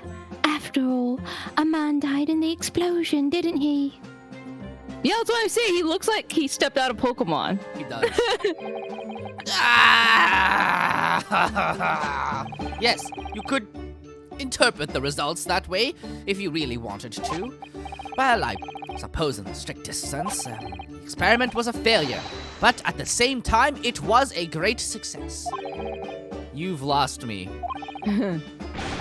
I saw it with my own eyes, right there in front of me. Mr. Asman was spontaneously disassembled. Until sure then, was. everything was going exactly as my calculations had predicted. At that point, he should have been beamed to the Crystal Tower by instantaneous kinesis. However, the machine exploded and Mr. Asman, in fact, perished. Yes, I can't deny that part of the experiment was a failure.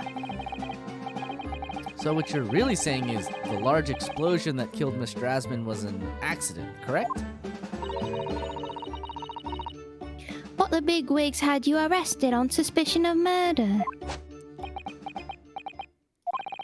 I was responsible for a man's death. That is the immutable truth here.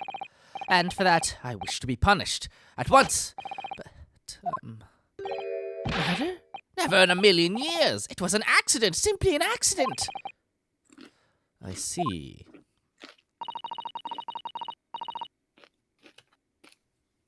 Hurley and I were talking this morning, you know.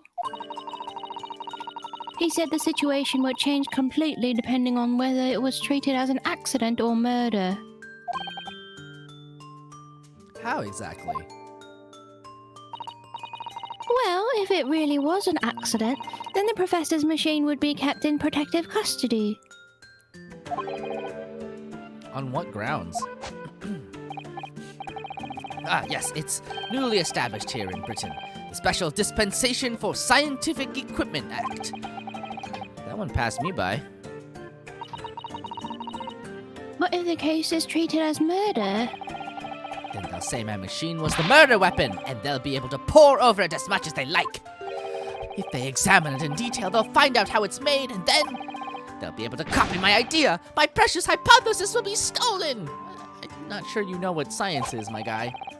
The machine must be protected from that at all costs. That's why it's imperative this whole incident is shown to have been an accident in tomorrow's trial. I see now.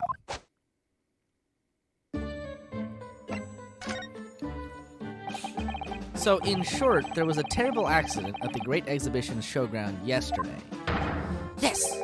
Or rather, no, the devil is in the details. Strictly speaking, there was a terrible explosion. Sounds the same to me. You were demonstrating super high voltage instantaneous kinesis, weren't you? How fascinating! Humans, like all matter, are made up of particles that are held together by electrical bonds. So it must be possible, using a sufficiently high voltage, to break those bonds and beam the particles through space. That's it in a nutshell. That's my idea, you see? That's my amazing hypothesis. Gosh, that's unimaginably high-level science. Oh, but dare to imagine it. Dare to dream of such incredible technology. Just think, one moment I could be here in this cell, and the next I could be at the Great Exhibition again. Well, yes, that would be incredible. Or you could walk. And the next, in the mere blink of an eye, I could be at a great Parisian theater, say. The possibilities are endless. The whole of our vast planet would be within reach. So no more hiding in wardrobes on rocky seas for 50 days? Ooh, that sounds great, honestly. I don't really see it like that. What do you mean, Iris? Well, if you could travel anywhere in the world instantly, the planet wouldn't really seem vast anymore, would it? I think it would feel like it had shrunk. My word, that's exactly right. What are the implications? What does this mean? Oops, that's got Professor Bunnybrain really worried about by the looks of it. Clearly, this is yet another case of just because you can doesn't mean you should, I suppose. The point is, my calculations are flawless. The science works. But without a practical demonstration, it means nothing. My guy, does it work? Have you tried it with a creature that is not a human living being? And that's always the fly in the ointment. Maybe use a fly. Maybe try that. Yeah. Try with something much smaller. Yeah, why did you start with people that's like, yeah, we're gonna try this new medicine, and before we test it on rats, we're gonna try people. But why? Try on like an object first, you know, like not a living thing. Like, he's only ever calculated it, right? My god, dude. Because practical demonstrations cost a lot of money. Money that young scientists like you don't have. That's exactly it, yes. Hurley's always complaining about it. He says the government should invest more in science. Well, anyway, I bumped into him at the right time. I met the well-known investor, Mr. Asman. The victim who died in yesterday's terrible accident, you mean?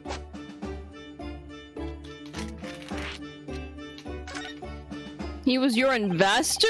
Oh my god. The full name of the man who died in yesterday's accident was Mr. Odie Asman, wasn't it? What exactly was your relationship with the man? He first visited me in my laboratory in Germany a year ago now. He said he wanted to invest in my immaculate hypothesis. I thanked my lucky stars. I see, so you hadn't really known each other until then. Money for scientific research. I'm so envious. I don't know if you need funding, Iris. Iris, you can do whatever you want. As far as I was concerned, the man was an angel. Oh, really? Well, he sure is one now. An archangel, even! He was prepared to fund a practical demonstration of my hypothesis for presentation at the Great Exhibition. Why did he use himself? That really just goes beyond donating his money. Like, honestly, at that point, it is his fault. And if that went well, I could expect additional financial support for my research from the British government. Mr. Asman provided me with money and an exceptional engineer. what she could do with more. I think if you gave her more money, the world would explode. Produce a machine to my precise specifications. But then your dreams were blown to dust in one enormous explosion. As you can see, I owed everything to Mr. Aspen. I would never, ever have thought of taking the man's life. Seems genuine enough. I don't think he's lying. I'm not sure if he's capable of lying.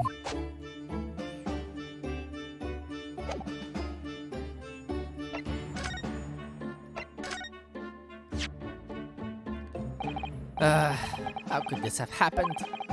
You must feel awful. As well as a man losing his life, the Crystal Tower was greatly damaged too. I don't care about that! I know what happened. It must have been that. That? The day before the demonstration, I had my usual meal of frankfurters at the hotel restaurant. When I paid the bill, they gave me 3 shillings too much in change. But instead of saying anything, I just slipped the coins into my pocket. They're still there now! It's divine retribution for my wrongdoing, that's what this is. For a scientist, he has some very illogical anecdotes. Long and illogical.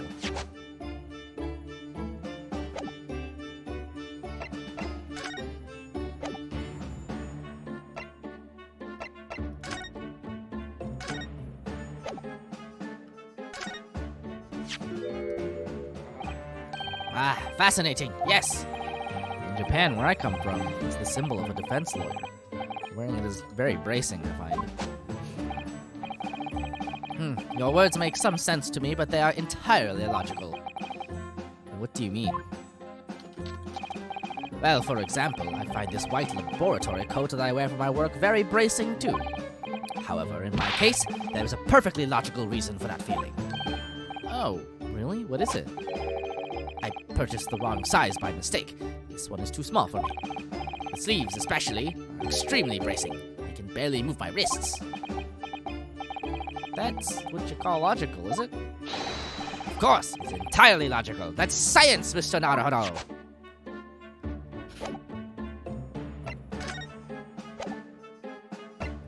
Well, I guess we'll go somewhere else.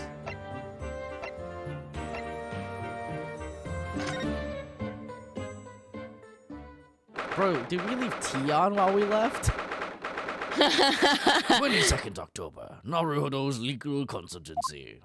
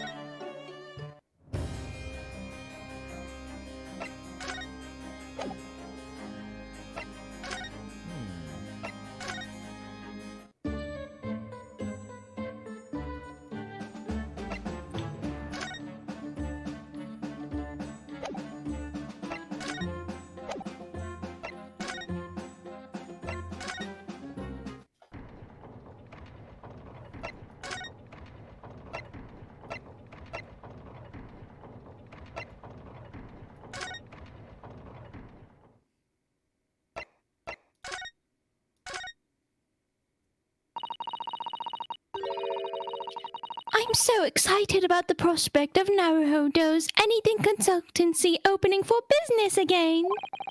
That's not what it's called. It's Naruhodo's legal consultancy. I've done a lot of studying in these past 6 months, reading law texts and judicial precedents. I'm like a real lawyer now. I'm sure I'm a better lawyer now. I can't wait to start practicing again. Nothing's changed in here at all, though, has it? It's as though time had stood still in here since Susie went back to Japan. Bro, you gotta clean up in here. You don't even have a job. I wanted to keep it ready for Miss Isato in case she was able to return to Britain at any point. Bro, she would beat your ass. So I've just left everything the way it was. Oh, I see. Right. And there was me thinking it's because of the way you are, Runo. A slob. You know, never bothering to tidy up, I mean. Literally. A total pig. Iris! I'm not that bad. This is like a post from r/mere living spaces. This isn't the time or place to bring up my tidiness. Or lack of it. r/male living spaces.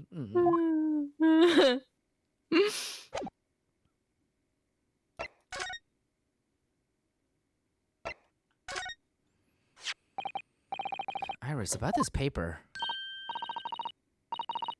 Oh, yes! It's all about the great exhibition. I'm so excited about it.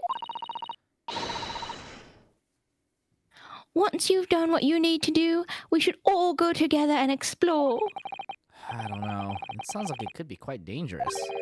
We wouldn't want to get caught in an explosion as we were walking around in the showground. Yeah, imagine if that happened. Yeah, imagine. Imagine. Oh, is that what you think's going to happen, is it?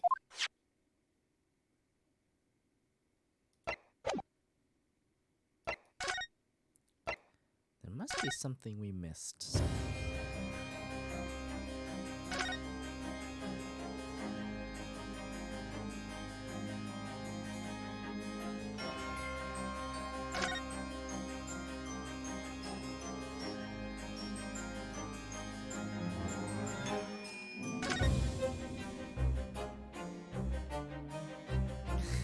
The bats again.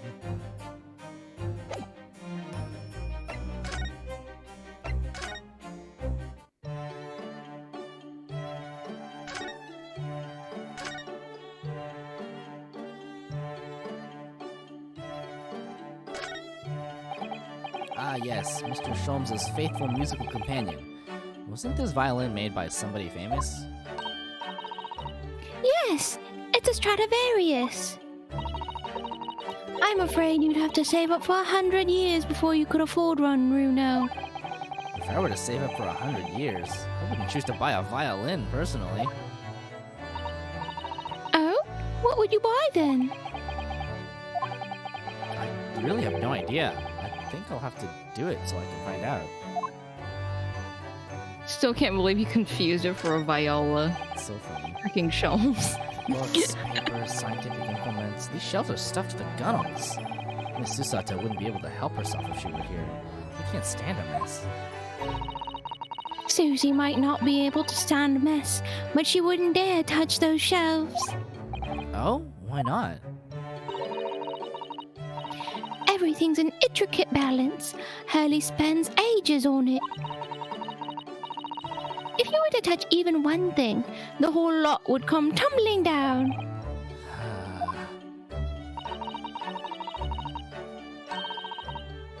Susie noticed it was a very delicate arrangement right from the outset. You make it sound like a meeting of great minds. But the truth is, Mr. Sholmes just needs to tidy up. Kettle? Pot. Every time I look at that machine, I can't help thinking what a monstrosity it is. What's it called again? The Great Analytoscope. It can analyze absolutely anything, you know. It does seem incredible, and at the same time, incredibly useless. Ah, but it looks impressive, doesn't it? So that makes it very useful. How does that make it useful? Because it means you can pawn it for lots of money. The pawnbrokers always make idle remarks like, "What an incredible looking machine." So Hurley often takes it to the pawn shop when he's a little short. It sounds like this thing pulls its weight around here more than I realized, by having its weight pulled around.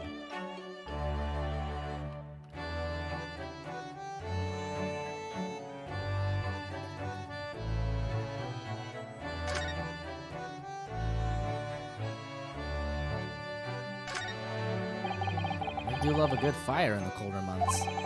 Watching the flames flickering and dancing about is just so very relaxing. Cleaning out the chimney isn't so relaxing, though. No, getting covered in soot isn't my idea of fun. You know, Hurley decided he was going to clean it out himself last year. But you can guess what happened, can't you? He got himself stuck inside the flue. He's a very slim man, I admit, but there are limits to where a fully grown man can fit. Now every time he dozes off by the fire, he has nightmares about it. Poor man. Ah, yes, the huge metal chest with the lace cloth laid on it, being used as a table for tea and coffee. It's very sturdy, that's for sure, and firmly locked shut. That chest contains my father's detailed records of Hurley's many cases. Yes, so I've been led to believe, though personally I've never actually seen inside. And that's the way it will stay. Those papers are a secret between Daddy and me. If you go opening it uninvited, you might find yourself being bitten. What, is there a beast inside there or something?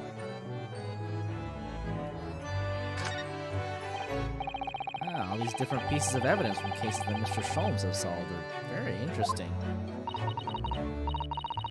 The trouble is, Hurley forgets things so quickly. He never remembers why these things are relevant. The other day, for example, he saw the orange pips that were there and decided to plant them in the garden. Pips? Yes, they've all sprouted now. We have 5 new little plants. Oh, well, I don't know what case they were from, but Mr. Sholmes can get oranges to grow outside in England. He should change his profession. I mean...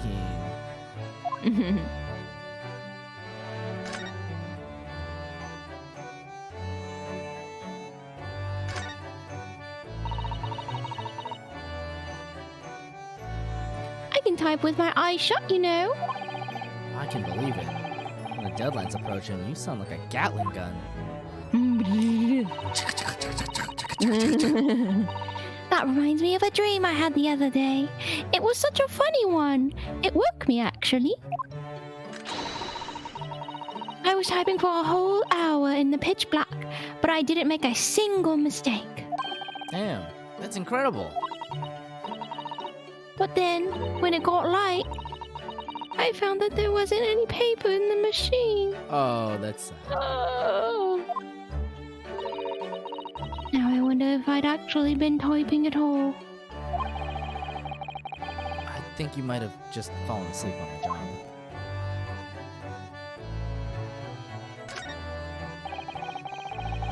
I look forward to finding out what aroma your tea will have, Iris, every single day.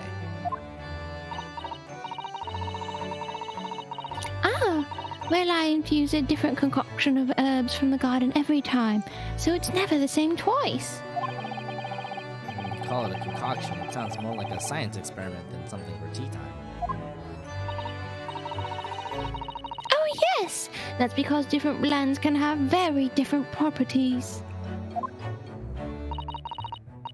Some calm you down, some make you feel jolly, some give you energy. Today's particular blend is something quite special, so you're really in for a treat.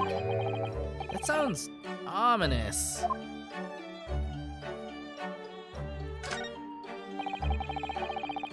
There's so many different bottles up there that on that charming little set of white shelves. Oh, do be careful, Renu. You mustn't try the contents of any of those bottles, even if you're hungry. I wouldn't do something stupid like that. I'm not a child, you know. Well, I wish I could say the same for Hurley. The other day, he polished off a full bottle of one of my alkaloids. Oh my god, how is he alive? He what? He said he was hungry. Oh my god. I'll be extra careful. Oh, jeez.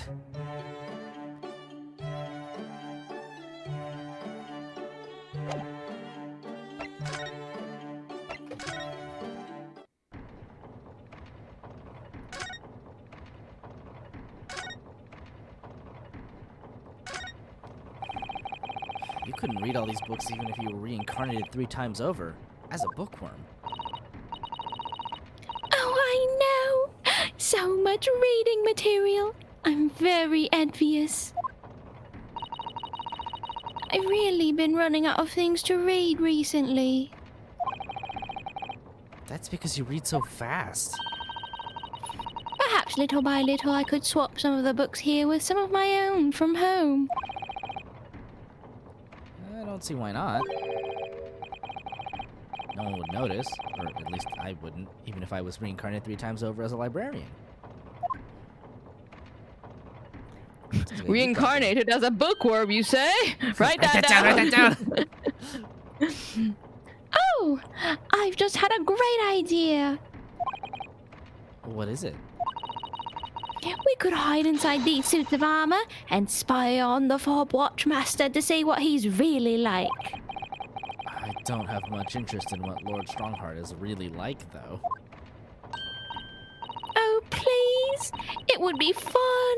You could be inside the left one and I'll go in the right. You really want to have a go in a suit of armor, don't you? Now you're making fun of me because I'm a child, aren't you? I wasn't making fun of you at all. I'd like to have a go, too. Aw.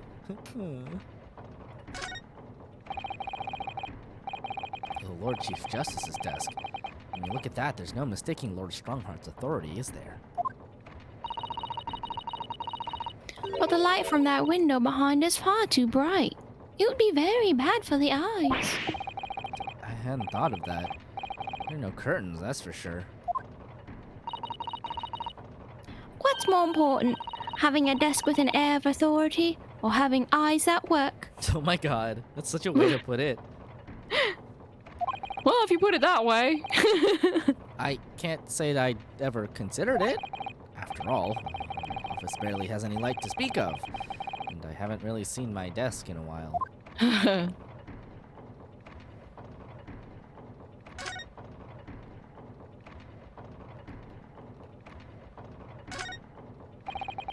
cogs of the giant clock are keeping time as usual with their steady, rhythmical motion. It's really quite disturbing how little sound they make, considering their massive size. Someone very brilliant must have designed it, and whoever maintains it must be very talented too. But I'm not entirely convinced it's even a clock. What? But what about the huge clock face that forms the window over there? Some people just make machines that move for the fun of it, because they enjoy watching them. I mean, fair enough. Rather like how Hurley makes his rambling deductions just for the fun of it. Even if the outcome isn't quite right. Never mind all the trouble it gets others into along the way. Alright, where are we supposed to be going?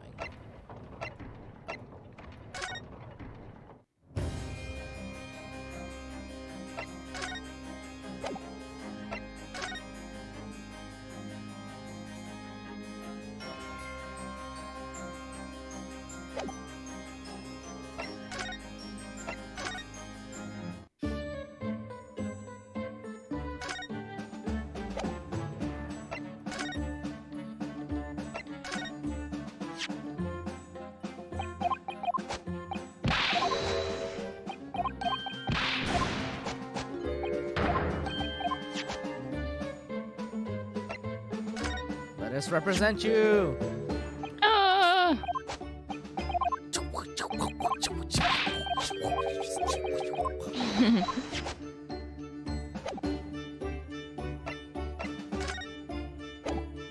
Can't examine in here.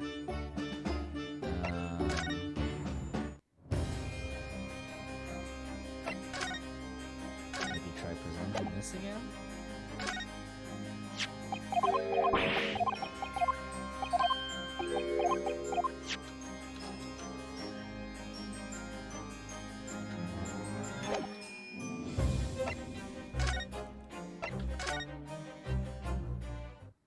Maybe we'll just have a look around the legal consultancy.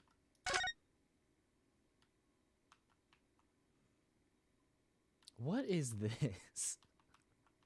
Look at the prawns and the anemones gently swaying around in the tank. Regular cleaning, some food, and fresh seawater is all they need. And some conversation, of course. He gets so lonely he speaks to the shrimp. It seemed like a lot of effort at first, but it was worth it. I'm starting to be able to tell what they're thinking. Funny to think that so many people in London had aquariums like this once, when they were in vogue. You'd never expect to find sea anemones in the middle of the capital. I think I'll have to name them soon. Oh no! Runo's disappeared! What? Ah, I expect he's been eaten by Hurley. I think I'd prefer it if you use your imagination more when naming the sea life. My god. I never did see what Miss Susato's room looks like. I could go in now, of course, but I don't dare. They say a young maiden's private chamber is a place of bittersweet secrets. Although, from the laughter I used to hear when you would visit, I imagine it's mainly sweet. Oh, we used to have such fun in Susie's room. She told me all sorts of interesting things about your country, you know. Now, at first glance, my desk here might look as though it's in a mess. However, it's not in a mess at all. Everything is exactly where I want it to be. Stop it. But whenever Miss Susato looked at it, she'd put her hands on her hips and say, "Oh dear." A way of saying that I could make it more orderly, a neat mess. I miss that. You sound just like Hurley, you know. He says the same about his mess. It's the kind of logic that transcends international borders, obviously.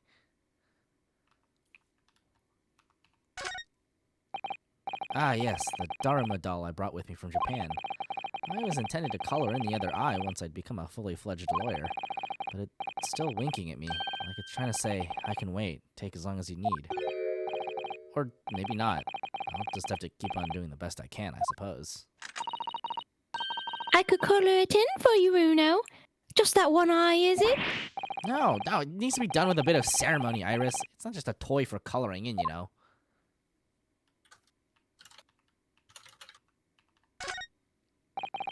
Miss Susato's tea set that she left here with me. I still think green tea is just too bitter, though. Thank goodness for sugar and milk. Such a baby. Mrs. Sholmes certainly wasn't expecting the acrid taste that one time. I never heard anyone let out a scream like that before, or seen anyone fall down the stairs quite like that either. It always brings a smile to my lips when I'm feeling a little down. Ah, well, do you know what that reminds me of? The day I gave you some black coffee when you weren't expecting it. You fell all the way down the stairs as well, didn't you, Runo? Yes, do you think we could try to forget that, please, Iris? That doesn't bring a smile to my lips at all. Hey man, you get what's coming to you. The kettle's gently simmering away there on the top of the stove as usual. It was kind of Miss Susato to send that Japanese tea. You really like it, don't you, Iris? But for me, it's the sound of the stove and burbling kettle that I like the most on biting winter mornings. And it feels even cozy in here when the delightful Iris pours the tea for me. I really couldn't manage without that wonderful young girl. Oh, Runo, it's so sweet of you to say so. Stop putting words in my mouth, please, Iris.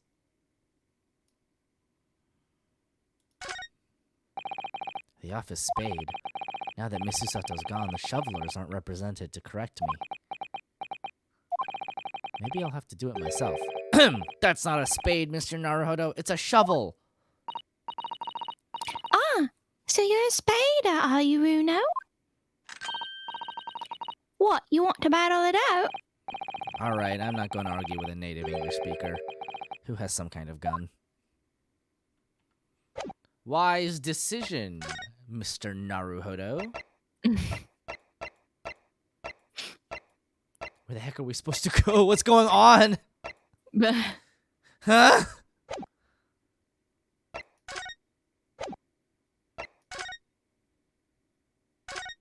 Have we presented the paper to everyone? I think so. Iris, have a quick look at this. Your lawyer's armband? How many times have you shown me that, Runo? Oh, sorry. It's very important to me. That's all. I don't feel complete somehow if I'm not wearing it. Well, personally, I think you should try wrapping some different things around your arm from time to time. Oh, really? Like what? Perhaps a pretzel? Pretzel? I've never heard that word before. Well, I think it's kind of a German defense lawyer symbol. Das eine Pretzel. Interesting. I'll have to try wearing that one sometime. Bro, you're getting played.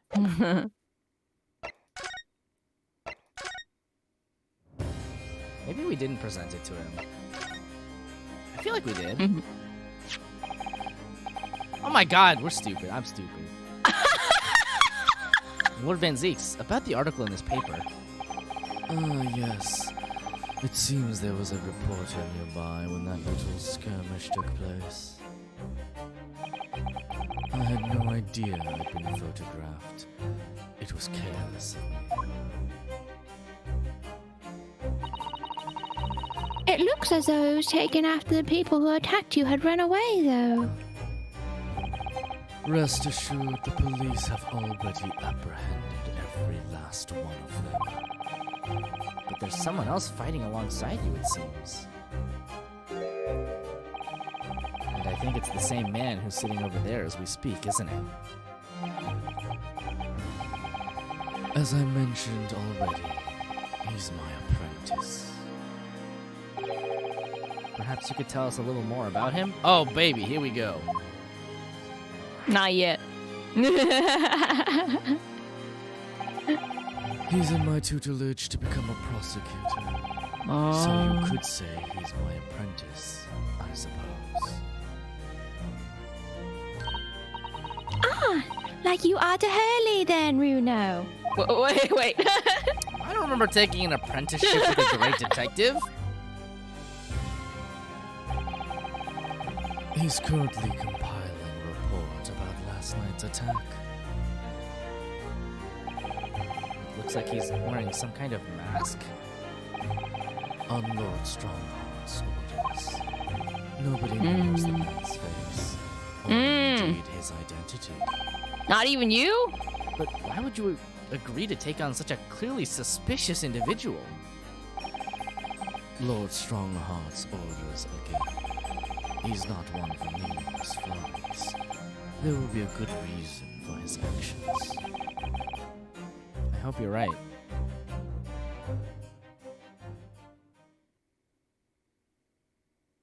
Bro. Oh my god, he fucking looks like a Sith Lord. Ah. The task is complete? Good.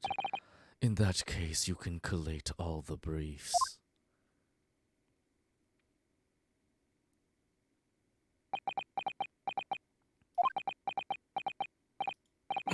Nice to meet you.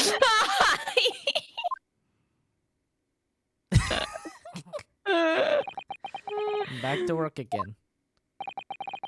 That was really strange, though. I've never met the man before. I didn't even know he existed. And yet, somehow it didn't feel like our first encounter. Don't bother trying to converse with him. He says nothing to anybody from outside this office. Lord Strongheart has strictly forbidden it. Oh, I see. Why are you so interested in my apprentice anyway? Huh? Oh, no, I mean, sorry, I didn't mean to. The way he stood there so casually, yet with that flawless posture. It couldn't be.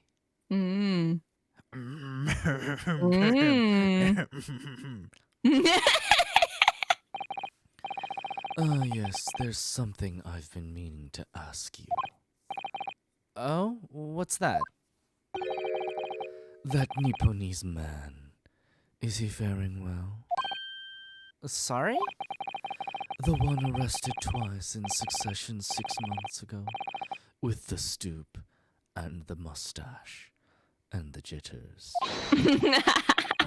Oh, Mr. Natsume, you mean?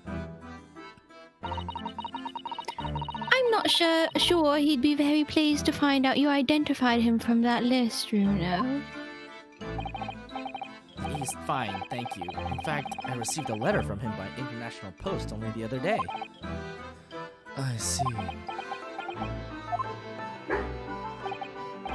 Well, I think we can end our discussion there, don't you? There's little time left before tomorrow's trial. I advise you to spend it investigating the case.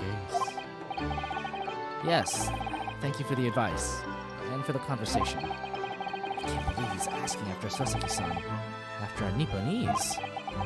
I'm not sure whether to feel happy about that or worried.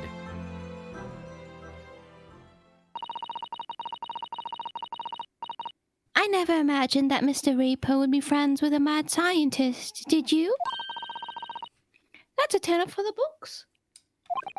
A mad scientist? Oh, you mean Professor Hairbrain. Yes, it might be worth quizzing the professor about his relationship with Lord Van Zeeks, I think. Oh, baby. Amoeba dog. I understand Lord Van Zeeks is a friend of yours from your university days. Yes, that's right. He was studying law whilst I was studying science. What was he like back then? Good question. An assuming, gentlemanly, and all-around nice fellow, really. Sorry, I think you misheard me. Vampirism changes people. I'm talking about the cold-hearted, merciless prosecutor Barrack Van Zeeks. What was he like when he was at university? Talk about a leading question, Renu. As I said, an unassuming and extremely pleasant gentleman. After all, he is the little darling of the Van Zeeks family, with all its great aristocratic origins. They're all vampires. Of course. I mean, look at the guy. I didn't realize he had quite such noble blood. A little darling.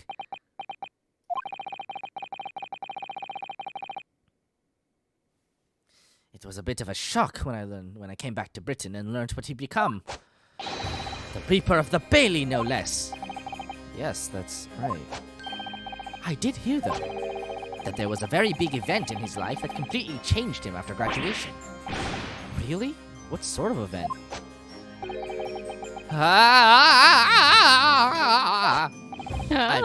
I'm sorry, but I don't know anymore. I wasn't in the country at the time. I was in Germany already. Oh, yes, of course. If he's heard all about the Reaper, I really don't have the heart to tell him that Lord Van Zeeks will be the prosecutor in court tomorrow. I mean, he'll learn anyway. So, Professor, let me just make absolutely sure I've understood you properly. The huge explosion that occurred yesterday, that was an accident, you're saying. You had no intention to harm the victim, who was in fact the sole investor in your work. Is that correct? As correct as 2 squared is 4. I swear it! Yes, it's true that the man perished in a machine of my invention, so I know that I'm far from blameless in all this, but still, I would never use my discoveries, my inventions, to take a person's life, not in a centillion years. I'm a man of science. It's all I know. You have to believe me, please. Do you believe me? Do you believe in my hypothesis? Science is the pursuit of truth, you know. I've always believed that all my life. I'm afraid I don't know much about science or your theories, and I'm pretty sure that if you evaporate a man, you cannot unevaporate him. But I do believe you, and I will fight to prove your innocence with all my might. I'm a man of the law. That's all I know. You have to believe me, please. I really don't know anything else. I barely know the law, and only because I've been studying for the last 6 months. When I went to live in Germany after I graduated, I learned something very important. Nationality, class, lineage, none of that matters. As long as you try your hardest, you can achieve anything. Thank you for that, Professor. And thank you in advance for defending me tomorrow in court. All right, Renu, it's done. Time to visit the great exhibition. Sorry?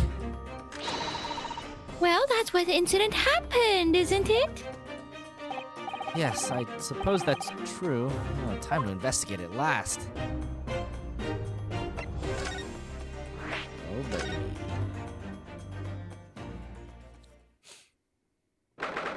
22nd October, the Great Exhibition. Grounds. Foot of the Crystal Tower. Ugh. The showgrounds are a little too big for my liking. We've been walking around in dense crowds for 2 hours now, and I felt myself swooning 3 times.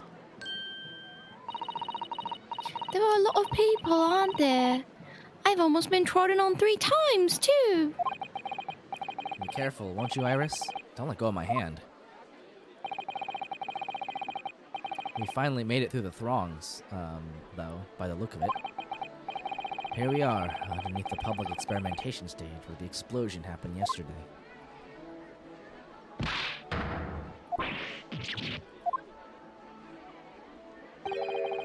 What's that? I can hear voices from up on the stage. Sounds like an argument.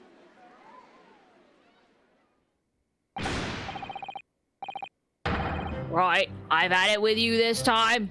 I'm warning you. I'll arrest you in a minute. Oh, yeah? Go on then, Spectre. Give it a shot. You ain't got no evidence and you know it. Wait, I know those voices. You've got a cheeky little mouth on you, young lady. But a night in the cells will teach you some manners. Just try it, I dare you. If you want that bag of chips rammed down your throat. It's already on its way. Yoo-hoo! Gregsy! What are you doing up there?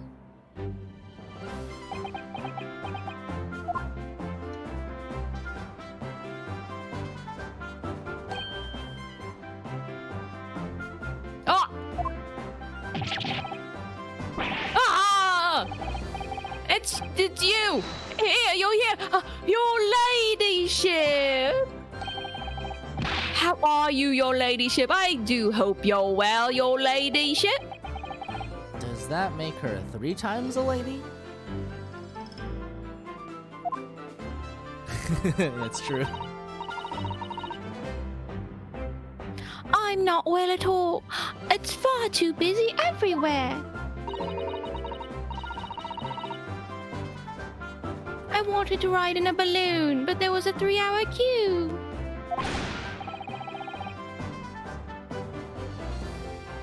Unbelievable. I'll go and have a word with you at once, your ladyship. You'll be flying as high as a kite in no time once I pull some strings for you. Tobias Gregson, an inspector at Scotland Yard. Until recently, he was suspended from duty. It would appear he's back in action now. He's actually quite well known, appearing as he does in The Adventures of Sherlock Holmes. And for that reason, he can't say a word wrong to the story's author, Iris. But there are limits, surely. Or there should be. Watch it, sunshine. Sorry. What gives then? Don't tell me you're on this case. Yes, I'm acting for the defense. Didn't you get disbarred? So we're here to investigate. Dear me. That's the situation, is it? Is it really that troubling?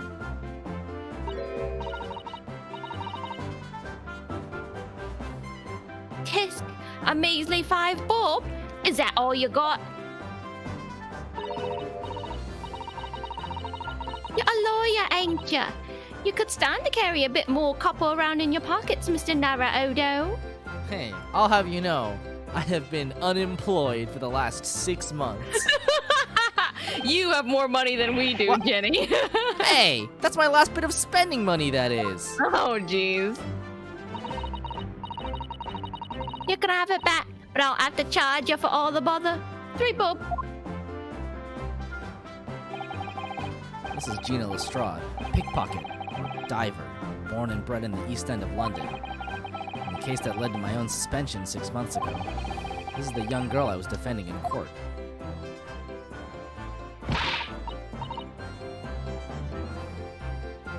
What's your problem, eh, Odo? Diver? Pickpocket? What's with all the name calling? Everyone can hear your thoughts, you know. You want a bag of chips ran down your throat and all, do ya? I've never met somebody with thoughts as loud as Ryunosuke. Jesus There's Christ. 2 people in a row who heard him.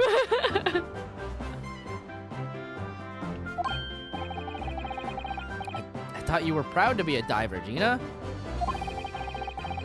You were just arguing with Inspector Gregson about it, weren't you? I assume you've been up to your usual tricks here at the showground. That ain't no way to talk to a lady, Odo. After the year's a long time, people can change. I'm an apprentice now, learning to be a Scotland Yard detective. What a change! Yeah, baby! I love her design too. It's cute. I know. She's got clothes that fit now. Yeah, it's so cute. So you'll have to call me what everyone else does. It's Inspector Lestrade now. Ah, so cute. It was her destiny to become a copper. Although technically she's an investigator. She's a detective.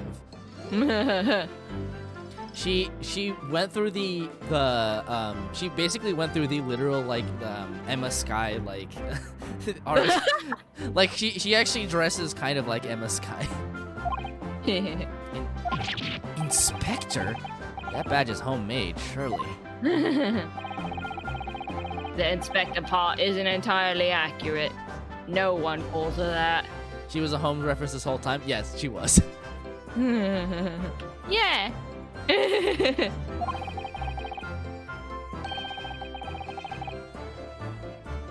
For what it's worth anyway, investigating is off the cards for all of us. What's that supposed to mean? Right, well, I'll be back up top. You hold the fort down here, alright? Right, sir. This raises a lot of questions. She's so cute! I love Gina. It was 8 months ago now when I first encountered Gina in connection with a case I was working on. At the time, she was living in the East End with a group of other orphans. She helped all of them survive by pickpocketing. But then she got embroiled in a murder.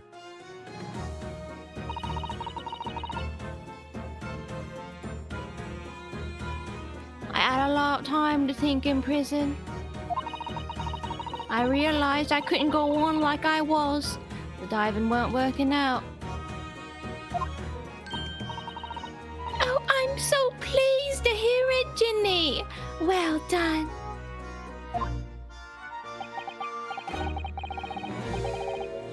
So you went from being a pickpocket to a detective? You got it. Good, isn't it? Inspector Lestrade. Sounds like something out of a book, eh? Yuck, yuck, yuck, yuck. Talk about a sea change. And then there's Iris's old man to think about. Oh. Iris's father, you mean? Yeah, I promised her, didn't I? I said I'd get all the police forces around the world to pull out all the stops looking for him.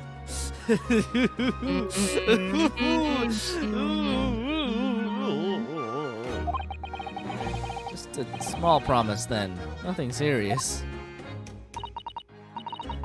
Oh, Ginny, you're so sweet. Oh, geez is correct. So anyway, that's how come I had to go at the test for Scotland Yard. Only trouble is, I don't read so well, do I? Just a small problem. Nothing serious. And that's when Hurley approached Craigsy and asked for help. so the inspector said he'd take full responsibility for Ginny and made her a sort of apprentice. It was very magnanimous of Inspector Gregson. And brave. Well, you know Hurley. He enjoys finding ways to make people do what he wants. A great detective likes digging for dirt, in other words. my man loves a little blackmail. So the long and the short of it is, if you got questions about the case, you can ask Inspector Lestrade. She's so cute! Yeah! Right then, Inspector. Actually, there's still a big mystery surrounding Gina, isn't there? Ooh, what, Renu? What? Seems like everyone can read my thoughts today. Well, 6 months ago, Gina was the defendant in a trial prosecuted by the Reaper. A trial in which she was found not guilty, and yet here she still is. Come on! You're not still on about that, are you? The Legend of the Reaper, whatever it's called. Cool, you don't have to worry, Odo. She's so cute! I would die for you, Gina. If I didn't half worry, there probably wouldn't be a whole lot of you left. It's like I told you before, isn't it? The Reaper's kind of like him upstairs, so he knows what I'm like on the inside, that I ain't really done nothing wrong. Nothing wrong might be stretching the point. What about Mr. Natsume in Japan? He's perfectly fine, isn't he? Well, that's true. Perhaps the Reaper is more discerning than I thought.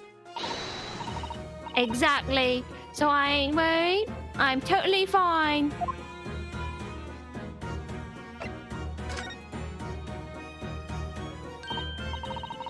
Cool. It was out of this world, it was. The brainy bloke pulled a bunch of levers on his machine, and suddenly it started billowing smoke. Then it just went pop. I ain't seen a better experiment here yet. Sorry? You mean you saw it, Ginny, with your own eyes? Yeah, of course. The boss is in charge here, ain't he? Of keeping everything running smooth, I mean. The boss being Inspector Gregson, I suppose. That's going to take some getting used to. So all I have to say is I'm on duty, and I can do whatever I want to. Get this! I was up in one of them flying balloons when it happened, watching it from above. No! You're so lucky, Ginny. Maybe I should join Scotland Yard too. Yeah, do it! You know how to put the boss in his place already, right, Iris? You'd have no trouble at all. Then it's settled. When do I start? Oh, no, you can't join Scotland Yard, Iris. Don't become a But cop, they'd be so Iris. cute together. We'll see. Anyway, what I don't understand is this. If the machine exploded so spectacularly, how can Professor Bunnybrain still be claiming that his experiment was a success? Oh, right. Well, it was a success. In a way. It was? How can it have been? I mean, the man got disassembled. He doesn't exist. He no longer has a corporeal form. He was disassembled. Surely after the whole machine blew up, no one could call the experiment a success. It's like I said, it did sort of work. I mean, yeah, there was a whole load of smoke and that whopping great bang. But where do you think they found the victim's body, eh? In the Crystal Tower over there. Oh, God. Oh, no. This case got so much weirder. Oh. What? In the tower? He didn't even die by explosion. He just got fucking stabbed. You can It's gonna see be for poison yourself, again. Nana, up there above the scaffold. Oh, but all the glass is broken, you mean?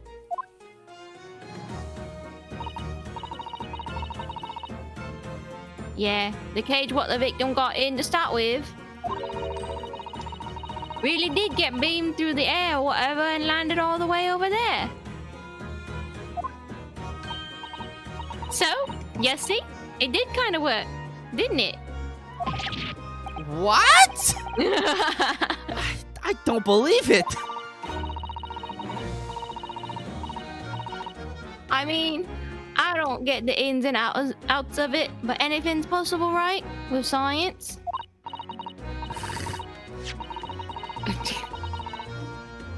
Oh, I tell you what, you can have this. It's a plan of the experiment they drew up at the yard.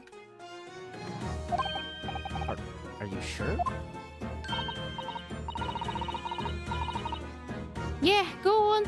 I had 3 bob off you before, so fair is fair. Yes, I didn't actually give that to you, did I?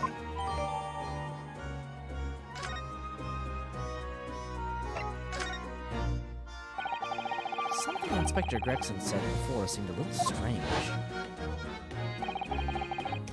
For what it's worth, anyway. Investigating is off the cards for all of us.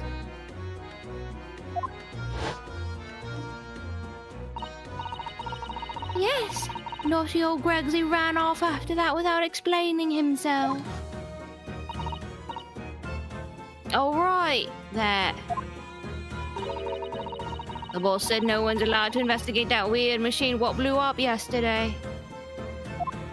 Well, that's not fair. We're representing the defendant.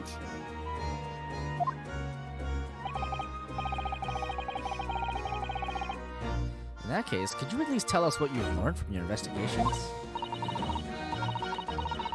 Nah, you're not getting it. We ain't allowed to investigate either.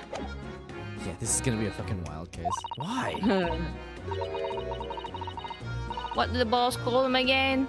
The forensic investigation team, I think. Oh. Anyway, apart from them lot, no one's allowed to lay a finger on the scene. Bit funny, ain't it? Your job is getting outdated. So even Scotland Yard's own detectives can't investigate. I've never heard something like that before. I thought I could have a gander on the quiet, though, but the boss caught me at it. You probably heard him giving me an earful about it before from down here, didn't you? It's not bleeding fair.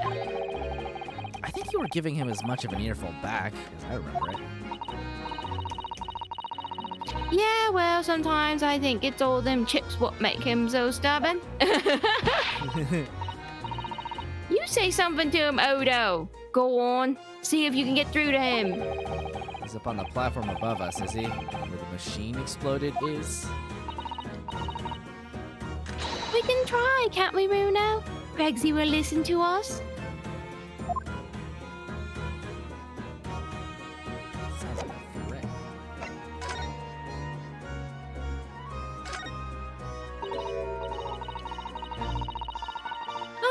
It looks as though somebody dropped something behind the trees just here. Dropped or hid? Bro, is this a fucking crossbow? What is this? Some part of the machine that exploded? Maybe. It could have fallen from the platform above in the blast, perhaps. What's going on here? Oh, nothing. I think I'll hang on to this just in case. This is a crossbow.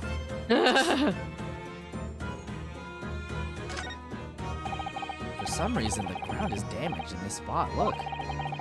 Almost as if there was a fire here or something.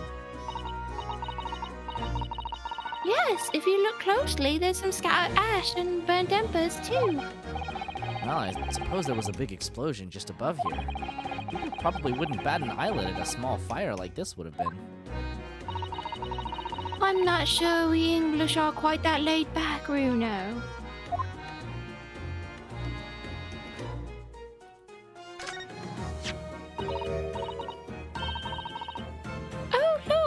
What's this? A red piece of cloth. It's not like any fabric I've ever seen before. It's very thick and stiff. It looks extremely durable. It's canvas, I think, with some sort of rubber backing. And the edges appear to be a bit charred as well. Maybe that means it had something to do with the explosion. Let's make a note of it while Ginny's mid-yawn.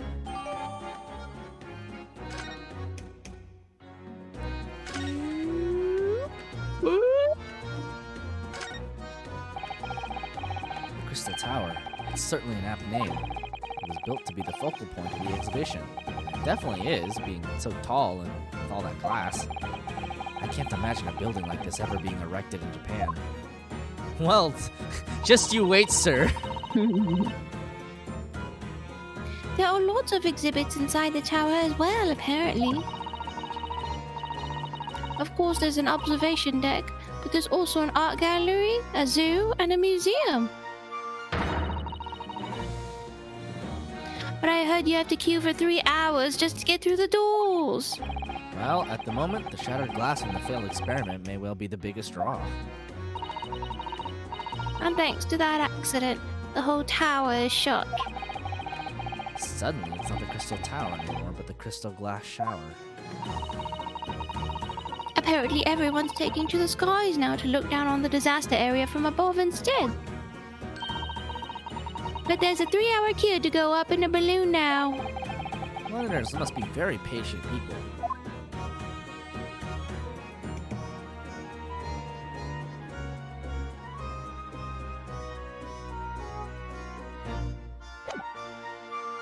Can we move up where he is?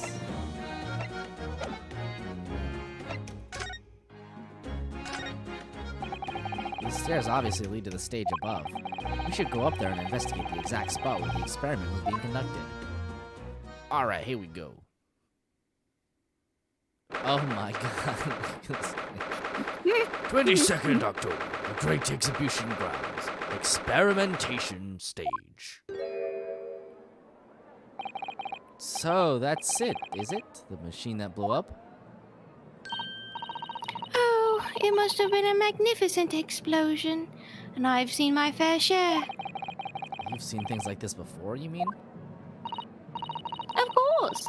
Hurley's always doing experiments that end in a bang. In fact, in his own words, explosions are the very essence of chemistry. Ah, that might explain the smell of burning that frequently comes wafting up the stairs. One time, he made something that exploded with such force, it took the roof off the building. I wish you'd been there to see it, Renu. It's hard to get too excited about that, given that I now live in the roof that exploded. Well, anyway, that's enough about that. It's time to investigate. Hey, buddy. Oh, look, Inspector Gregson is over there.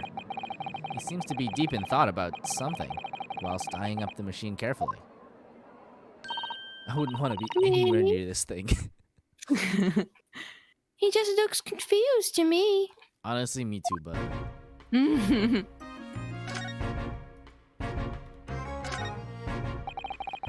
ripped itself apart magnificently, didn't it? Magnificently and mercilessly. So, someone stands in the middle of the machine to be disassembled and then beamed through the air. Yes, beamed, not blasted. That's the point. It's like a downed wire after a storm, but magnified 20-fold. Yeah, it's terrifying. Yes, that part's crucial. Is something like that even possible, though, Iris? Oh, Renu, I'm just a child. How should I know? You can't pull the "I'm just a child" card. Mm-hmm. A child when it suits you, you mean? From what I can tell, I think if you stop! Don't touch that! That was practically instantaneous kinesis the way you flew over just now, Gregsy. Please, your ladyship. I didn't mean to startle you, but I can't let you touch anything up here. So sorry. You can have some of my latest special blend to make up for it.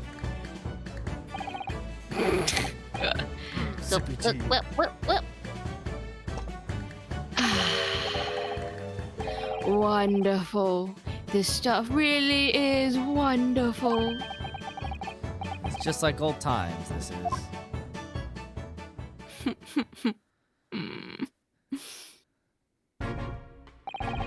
We're representing Professor Hairbrain in court tomorrow, Inspector. So we should be allowed to examine the scene. Ha! Listen, Sunshine. Even I'm not allowed to touch anything up here. It's that blasted Special Dispensation for Scientific Equipment Act to blame. It's driving me potty. Oh, yes, that special dispensation. The professor mentioned that too. More red tape's all we need. I don't know what the government thinks it's playing at sometimes. What? We're allowed to just look, aren't we? Eh?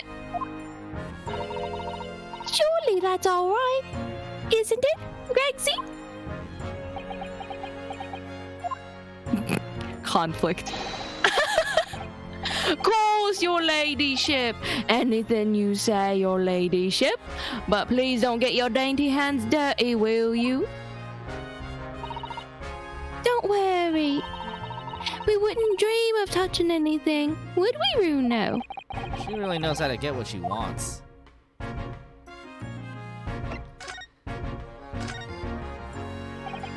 Using high voltage electricity to somehow disassemble a man's body, and then beam him across to the crystal tower.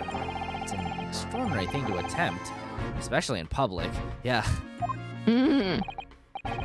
True. It was by far the most unusual of the experiments planned for the exhibition, mind. To be honest, I'm a bit surprised it was allowed. Carrying out something so dangerous with so many spectators present, I mean, literally, this is like how you know that this is like 19th century science, is that they were just very ready to do a public display without testing on anything else first. My god, dude. The government's doing everything it can to promote new science and technology at the moment. They're more worried about being ahead of the game than the old spot of public safety infringements. And I hear something suspicious, and I'm gonna go check it out really quickly. Okay. Oh Lord. Well, the trials and tribulations of Renu's day they just don't end. Not more rats. Oh God. Honestly, it might even be merciful if it's just rats. Gonna keep on rolling, baby.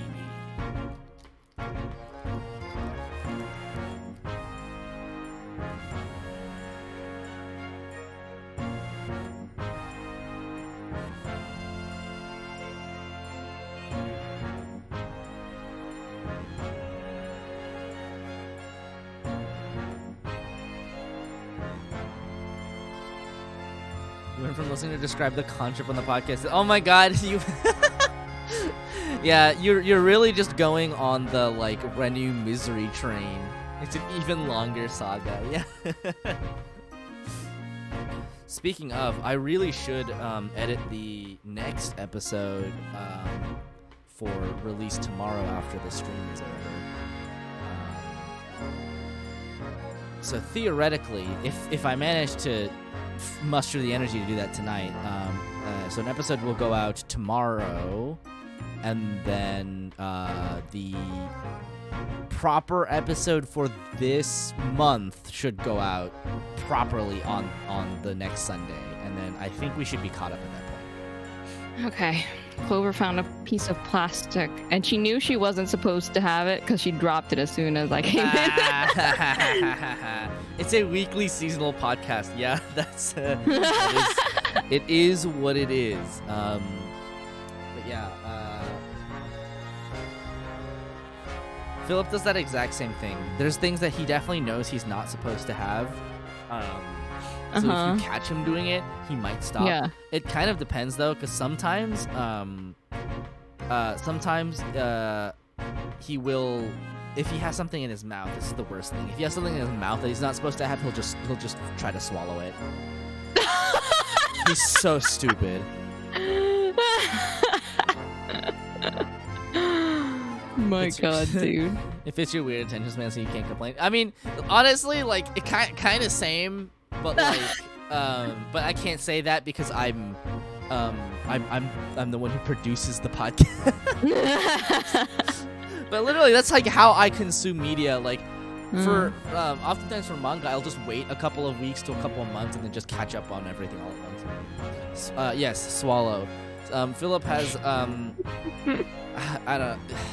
Every time we try to get him to fucking drop something, he's just like, no. Tries to eat it. At this point, he swallowed hair ties. He almost swallowed a hair clip. And we thought he did, but we took him to the vet, and then they x-rayed, and they were like, he does not have a clip in his stomach. However, he does have a hair tie in his stomach, and we can remove that. And then also, recently we had to take him to the vet because he may have eaten up to an entire clove of garlic. Oh my word. The amount of time this boy has had to be taken to the vet for the things he eats. We've had to take him to the vet so many times. It's so just tedious every time. We went to the vet literally for that garlic incident, and and they were like, okay, can you just call animal poison control? And we called poison control, and I think it's like a national hotline or whatever, because it took literally like 45 minutes for them to pick up the fucking phone and do that. And then we sat on hold for like another like 30 minutes after we told them the situation, and then they were like, okay, we did some looking stuff and some calculations, and because of the weight of your cat and the amount that and the maximum amount that he has eaten, he's probably safe, and all you have to do is monitor. Okay, that's good. So garlic and alliums in general are quite toxic for cats and dogs, but cats specifically, it has, I think, something to do with the function of the liver. Like cats, I think, have like really efficient livers, but that makes them more prone to like liver problems. And alliums just kind of fuck with that in a way that I guess doesn't do for humans. I'm not sure the exact science behind it, but yeah, and it's luckily for us, Philip is like 15 pounds, right?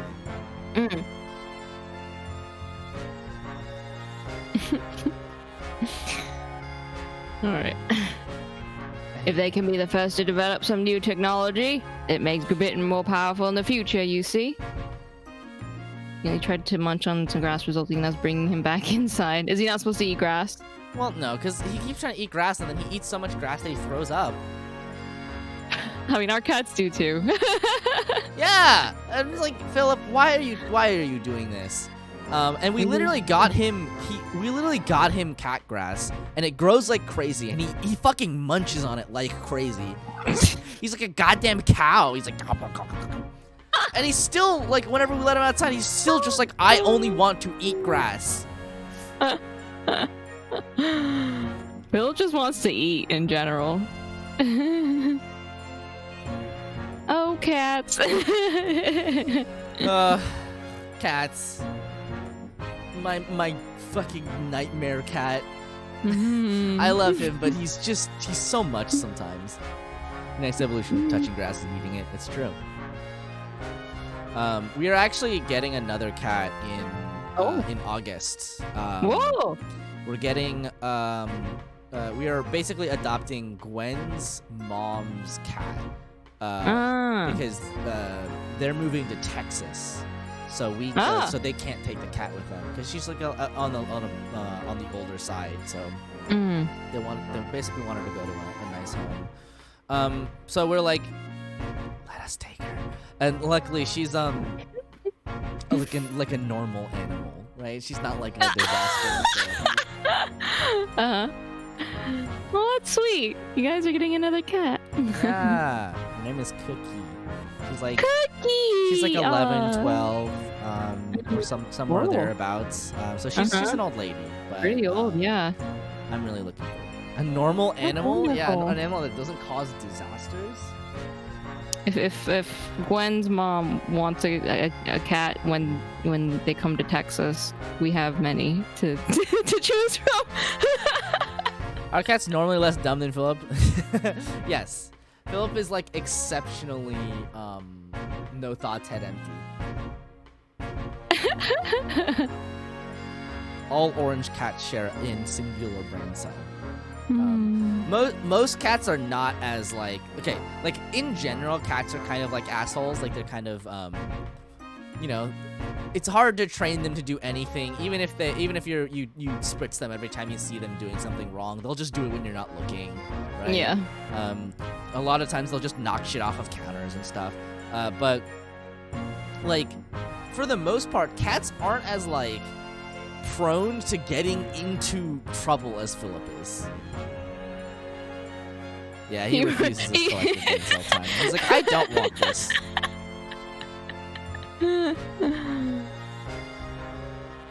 Anyway, Philip rants. Yeah. Yes, I suppose that's true in a way. So the powers that be are placing a heavy emphasis on scientists' rights at the moment.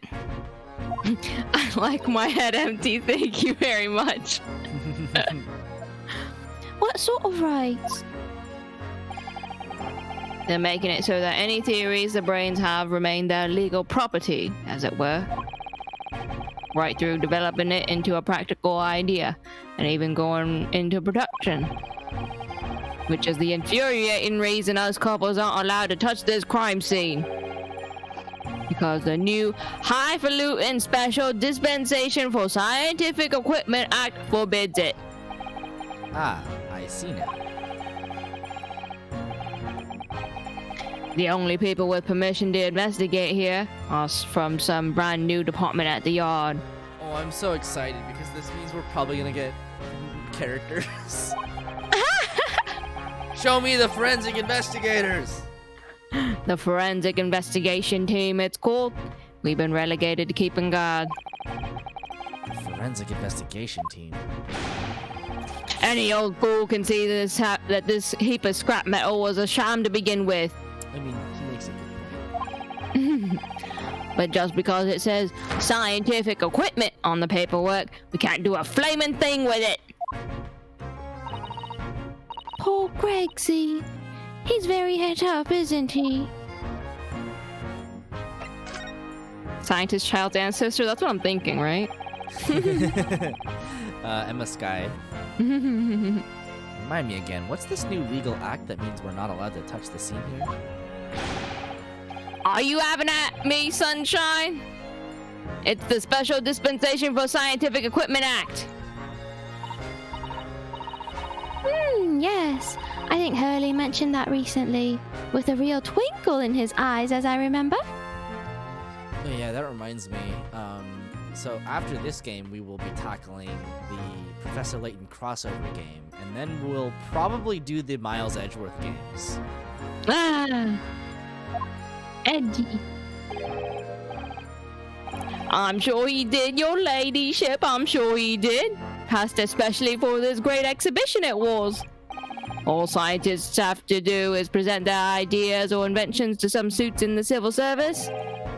And if it gets rubber stamped, that's a guarantee of rights to maintain the invention's confidentiality. What does that really mean? Think about it. Think about all the world-changing new inventions on display every day at this exhibition.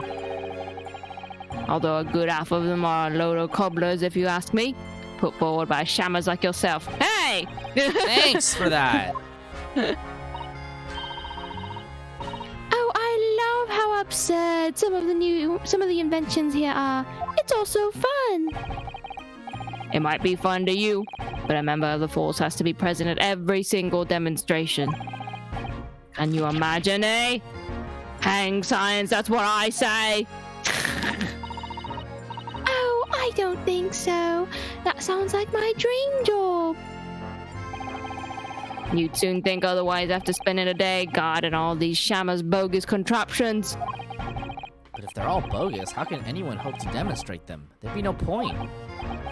Yeah, well, there is a point, sadly. Sorry? Thanks to another of our government's bright ideas. If any theory or invention is deemed to show potential, the government hands out a research grant. The scientists get funding? Exactly. And that's what they're all after. All these shammers coming from far and wide to clog up Hyde Park. And who has to keep them all safe, eh? Who has to smile politely and welcome them? Us coppers, that too. So you can see why I say it now, can't you? Hang science! Hang it! Oh, maybe I can see your point.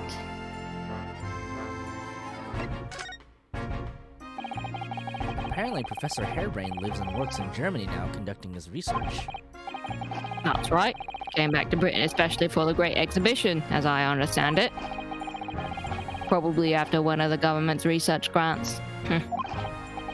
Actually, we learned something else about the professor earlier today.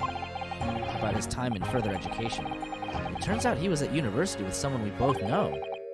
Lord Van Zeeks. Eh? What's that? That's news to me. Oh, they don't tell you shit, huh, Gregson? But Van Zeeks mans the prosecution. Then as the accused, the professor's fate is... Sealed? Because the Reaper will get him one way or another.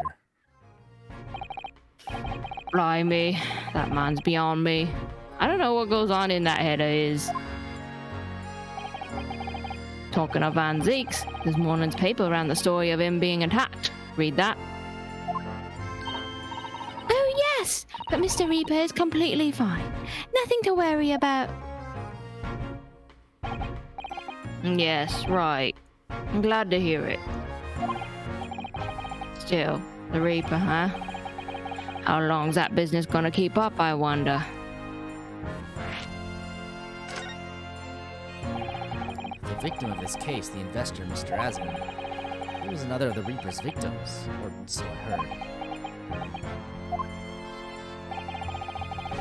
Lord Baron von Zeeks is a top-class prosecutor.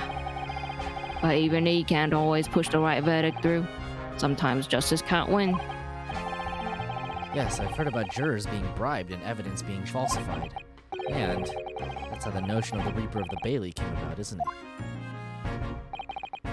Obviously, Scotland Yard suspected Van Zeeks initially. We all assumed he was taking matters into his own hands if he failed to seal the deal in court. The man himself denies that charge. Well, we've done a very thorough investigation, and the conclusion we reached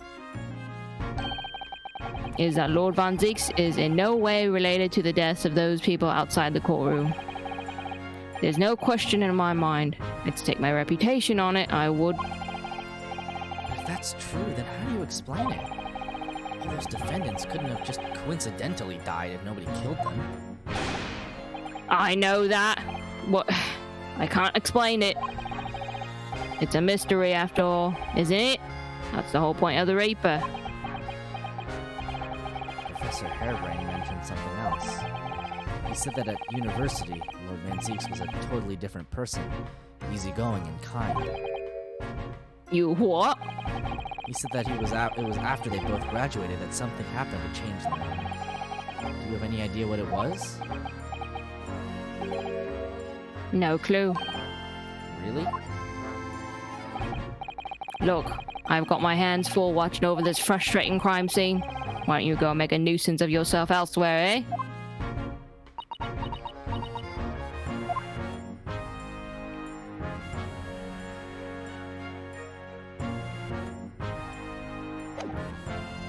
Well, let's take a look around, and hopefully that will be the end of this investigation period.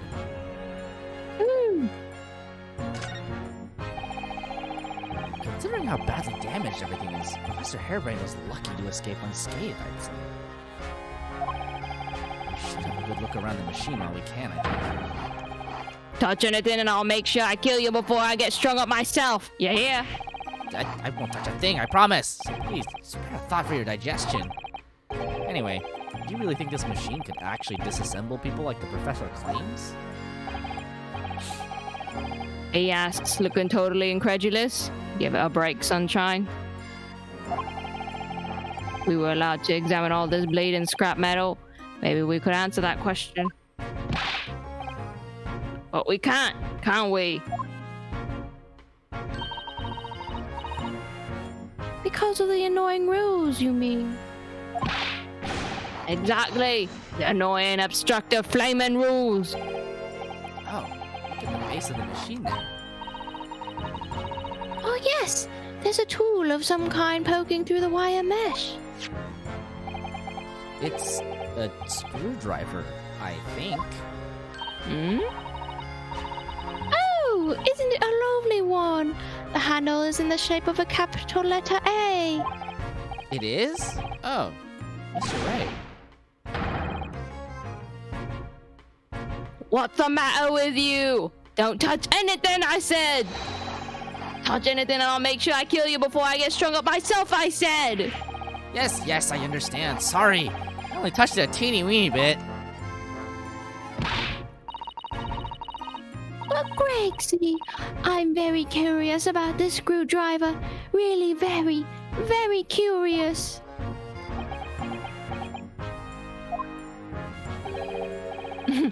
Course, your ladyship. You're so clever, your ladyship. Fancy spotting something like this? But I'm afraid I can't let you have it. But Renu found it first. Finders keepers.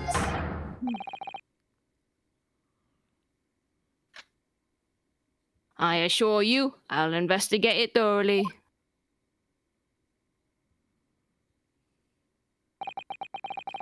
He's gone off with it. That was very mean. I'm afraid Inspector Gregson is going to make a very clumsy and embarrassing mistake in next month's installment now. Yeah, bully him. Oh no. Poor Grexy. He's just doing his job, man.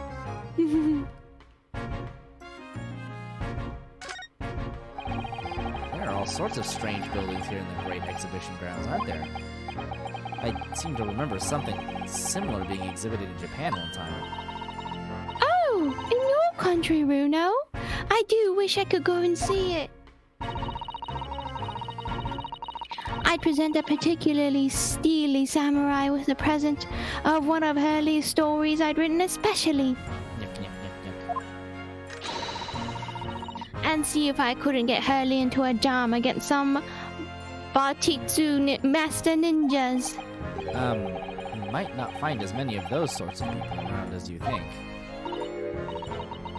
Oh, well, that's dull. Oh, but I do know a prosecutor with a chunmage top knot I can introduce you to. A chonmage? Really? Do you think I could have my picture taken with him? Do you? He used to have one. Yeah, I was saying, assuming he's recovered from the trim Kazuma gave him a year ago, yes. Oh, Ryunosuke, you don't know. Oh, buddy. I'm afraid to say. What is that gigantic thing over there? It looks like an enormous water wheel. Your very own judicial assistant dealt him a death blow.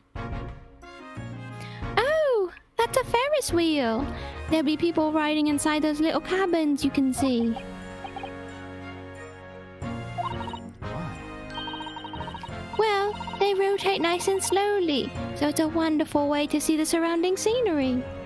Layering in the Holmes Duke cuts down? Oh, I didn't know that was a home reference. That's funny. Wait, it's turning? It's completely still. Yes, that's because it's turning so slowly. One complete revolution takes about half an hour.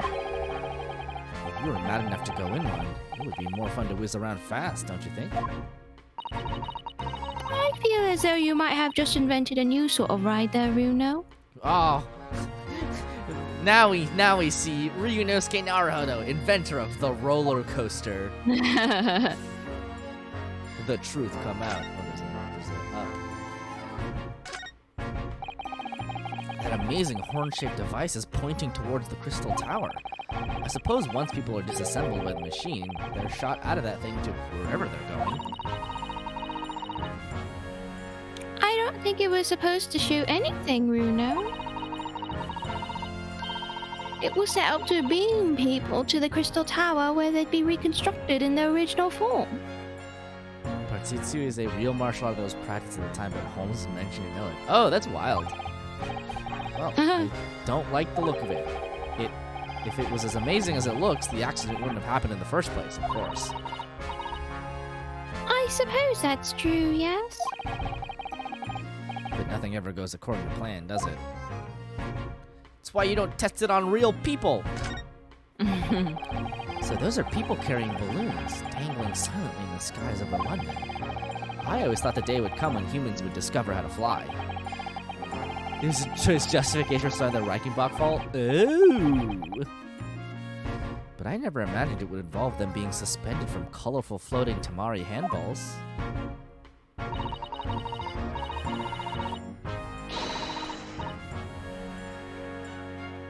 I'm sure it must feel amazing being up there among the clouds. Let's take a ride together, Runo, please. If I'm being perfectly honest, I would like to try it. But without a cast iron guarantee that the thing won't plummet to the ground, I'm too scared. Oh, well, in that case, I should tell you what Hurley said. It's physically impossible for a flying balloon to plummet to the ground as long as it doesn't explode. Yes, call me crazy, but I think that exploding part might play my mind a little. Oh yeah, when did the Hindenburg blow?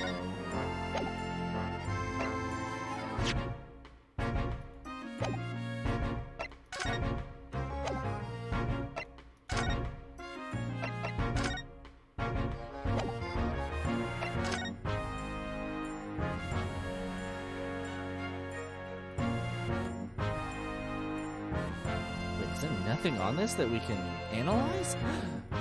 Gasp! What is even the point?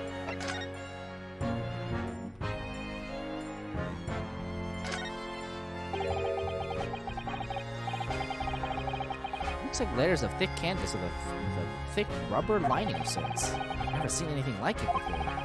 But applying Mr. Sholmes' methods, you might deduce it was part of a raincoat worn by someone who really didn't want to get wet. And the charring must have occurred when the person was struck by lightning. Or maybe not. Insightful, Naruto.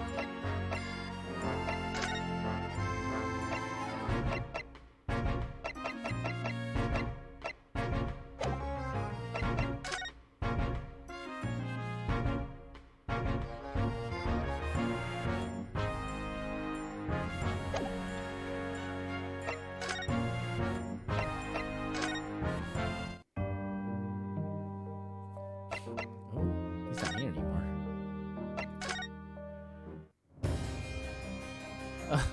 Look at him just menacingly T-posing.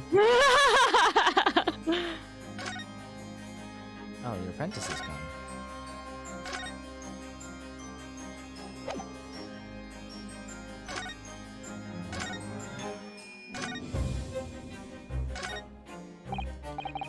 Lord Van Zeeks?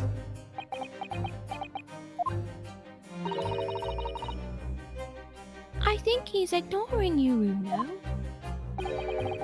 The prosecution and defense should avoid speaking outside of the courtroom as a rule. So if anyone is being heard here, it's most certainly the man in black there standing before us. Oh, I see. Well, thank you for setting the record straight. Did you see that? He spoke to me, Runo. So, Iris, you like him? Lord Van Zeeks, have you managed to visit the Great Exhibition yet? What the fuck did I just say? He's definitely ignoring you. Right. No niceties either, then.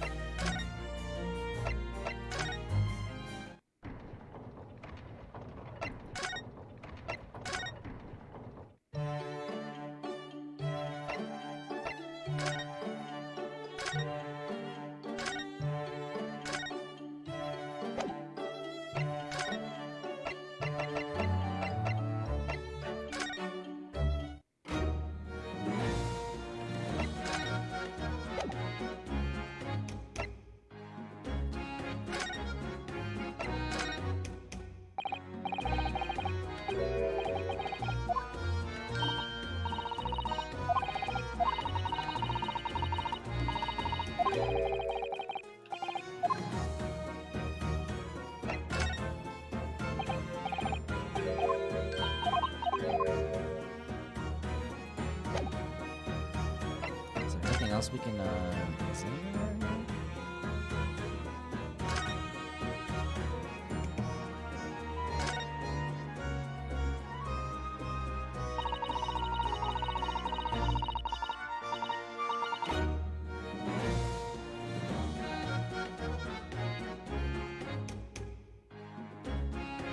Renu? Huh? Oh. That's where the cove ended up after his instant kinesis or whatever they call it. Dead, of course. And yet they're calling the experiment a success? What's the wooden scaffold there for? The coppers, our lads, set that up after the incident happened. To get the body down, I think. Dunno, really.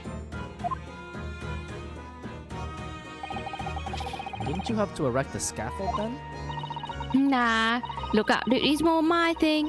Wandering around the exhibition and keeping a lookout for the fun stuff. And Gregson doesn't hear you saying that. I'll give you the boot. It's incredible though, isn't it? I mean, could the victim really have bridged that gap by some sort of invisible kinesis?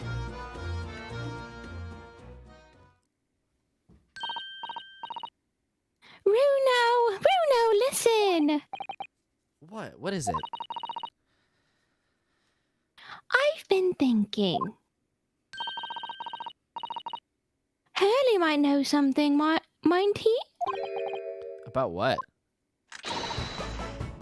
About Mr. Reaper. About what happened to Lord Van Zeeks, you... Ooh, this sounds juicy. Juicy. Because it sounds like something very significant occurred after he graduated from university. Something that completely changed his life. Maybe, but I have no idea where to find Mr. Sholmes at the moment. He's in the middle of some big case, isn't he? Here, this is what you need. What's this? Some kind of entrance ticket? Madam to Spells. Is this supposed to mean something to me? You don't know it? It's the most popular attraction in London at the moment. It's very close to Baker Street, actually. We could go now if you like. No, we don't have time for visiting attractions today, Iris. We have a big trial tomorrow. But that's where Hurley is. What? At this popular London attraction? Yes. How is it that you know where he is? Hurley told me, but he told me to keep it a secret from you, Runo. Madam to Spells. I don't see how it could be related to the case we're investigating here, but then... stranger things have happened, and when they happen, Mr. Sholmes is usually at the heart of them.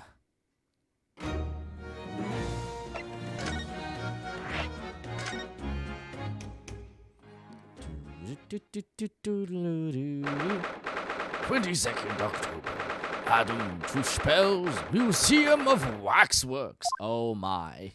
Let's go. It's a wax museum. Let's go. Bro, they're so anime. Is she a weeb or something? What is this place? Look at all these terrifying scenes. But why are all the people so still? Guillotines, ruthless murderers. I know what I'll be dreaming about tonight. They're all wax models. They're amazingly realistic, aren't they? What do you think, Runo? Shocked? Wax models? Ugh! I read about dead bodies and wax once in a magazine about strange phenomena. Depending on how corpses are kept after death, parts of them can turn to wax, apparently. It's called adipocere. Stop talking about creepy things like that, Runo. You're scaring me. Anyway, adipocere doesn't normally doesn't form readily, you know. It's only in very specific... Bartizzi was the main inspiration for the fight choreography Guy Ritchie Holmes movies. Oh. Ah! What now? I've just remembered something else I read in another magazine about strange phenomena. There was an old lady, maybe a witch, who used to pour molten wax over corpses and put them on display. None of the exhibits in here are real. The stick fight scene in the first Kingsley movie? Ooh, that scene was really good. Oh, yeah.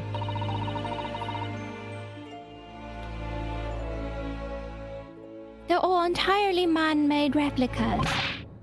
They can't be. Do you really expect me to believe that? Just look at them. Oh! There's no way anybody could make models of people that are this realistic. And they're all such gruesome scenes. Like, look at this one. Oh, God. It's so menacing. It's just like him. Wait. What is it? Oh. No. Oh, I must be seeing things. What? Is this an arm?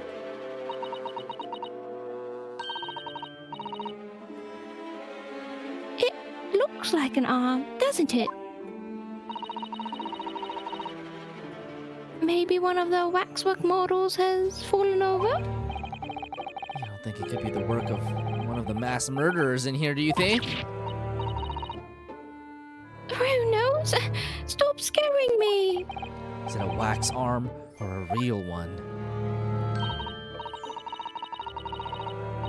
Come on, you're always pointing that finger of yours in court. Poke that arm now and see how it feels. Objection! Big heavy curtain is in a very prominent position, isn't it? I have a nasty feeling there's going to be something truly terrifying behind it. Oh yes! That's the famous Test Spells special exhibit. It depicts one of England's most notorious killers. Do you want to pay the extra fee and have a look? More money? To be even more terrified? Oh, let me think about that for a moment.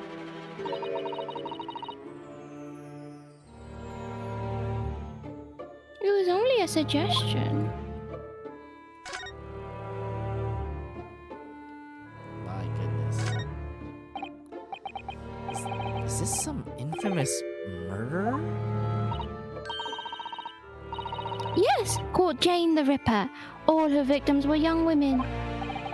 I knew it. You can tell by the way she's holding that knife. Sure sign of a murderer. Well, yes.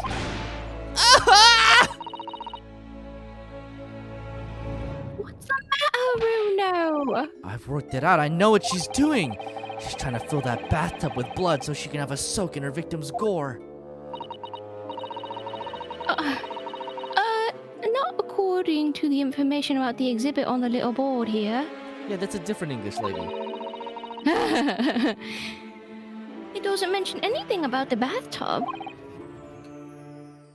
Really? Sorry, I don't think it's significant.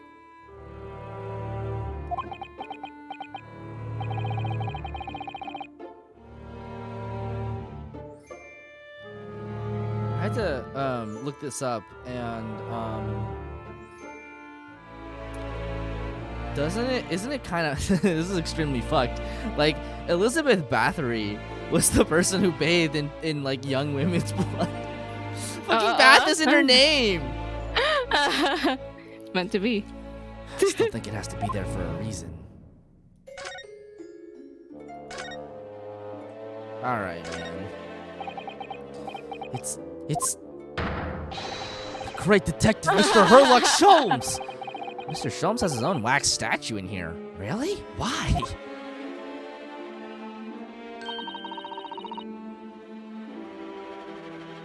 Well, he is world famous after all.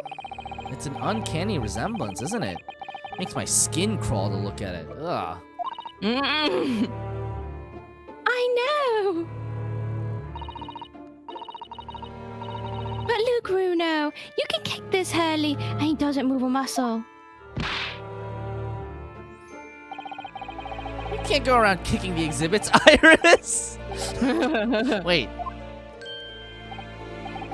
It just moved, I'm sure. And not just a little bit either.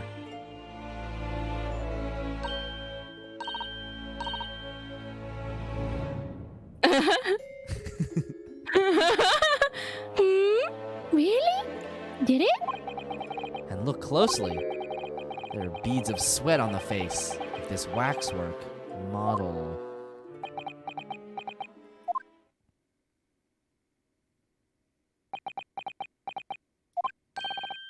Shall we move on, Iris? Over there, look. That's a great murder scene to enjoy. Much more appealing. My dear fellow, I take exception to your recoiling in such a manner as if you've seen something truly abhorrent. Mr. Sholmes. Oh, I knew it. Iris, what possessed you? I strictly forbade you from divulging my temporary waxwork secret to Mr. Naruhodo. Temporary waxwork? What do you mean? And that kick, could you not have exercised a little more restraint? You winded me! But Renu has something he needs to ask you.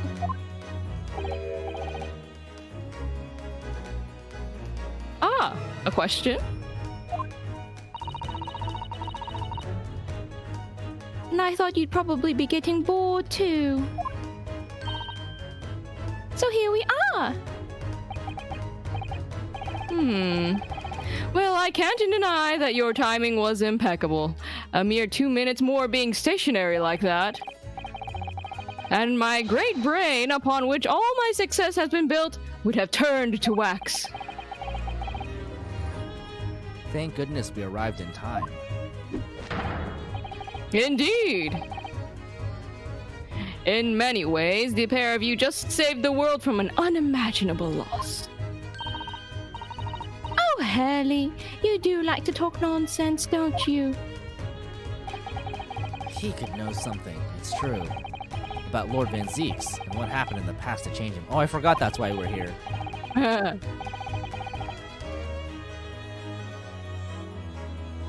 Now that you're here, let's take our time. How can I be of assistance? For you're in luck. I'm suddenly quite taken with the idea of versing. Oh, well, actually, I'm in quite a hurry. And if my eyes don't deceive me, I believe something is afoot within the walls of this very museum. A most fascinating case, if I'm not mistaken. Really?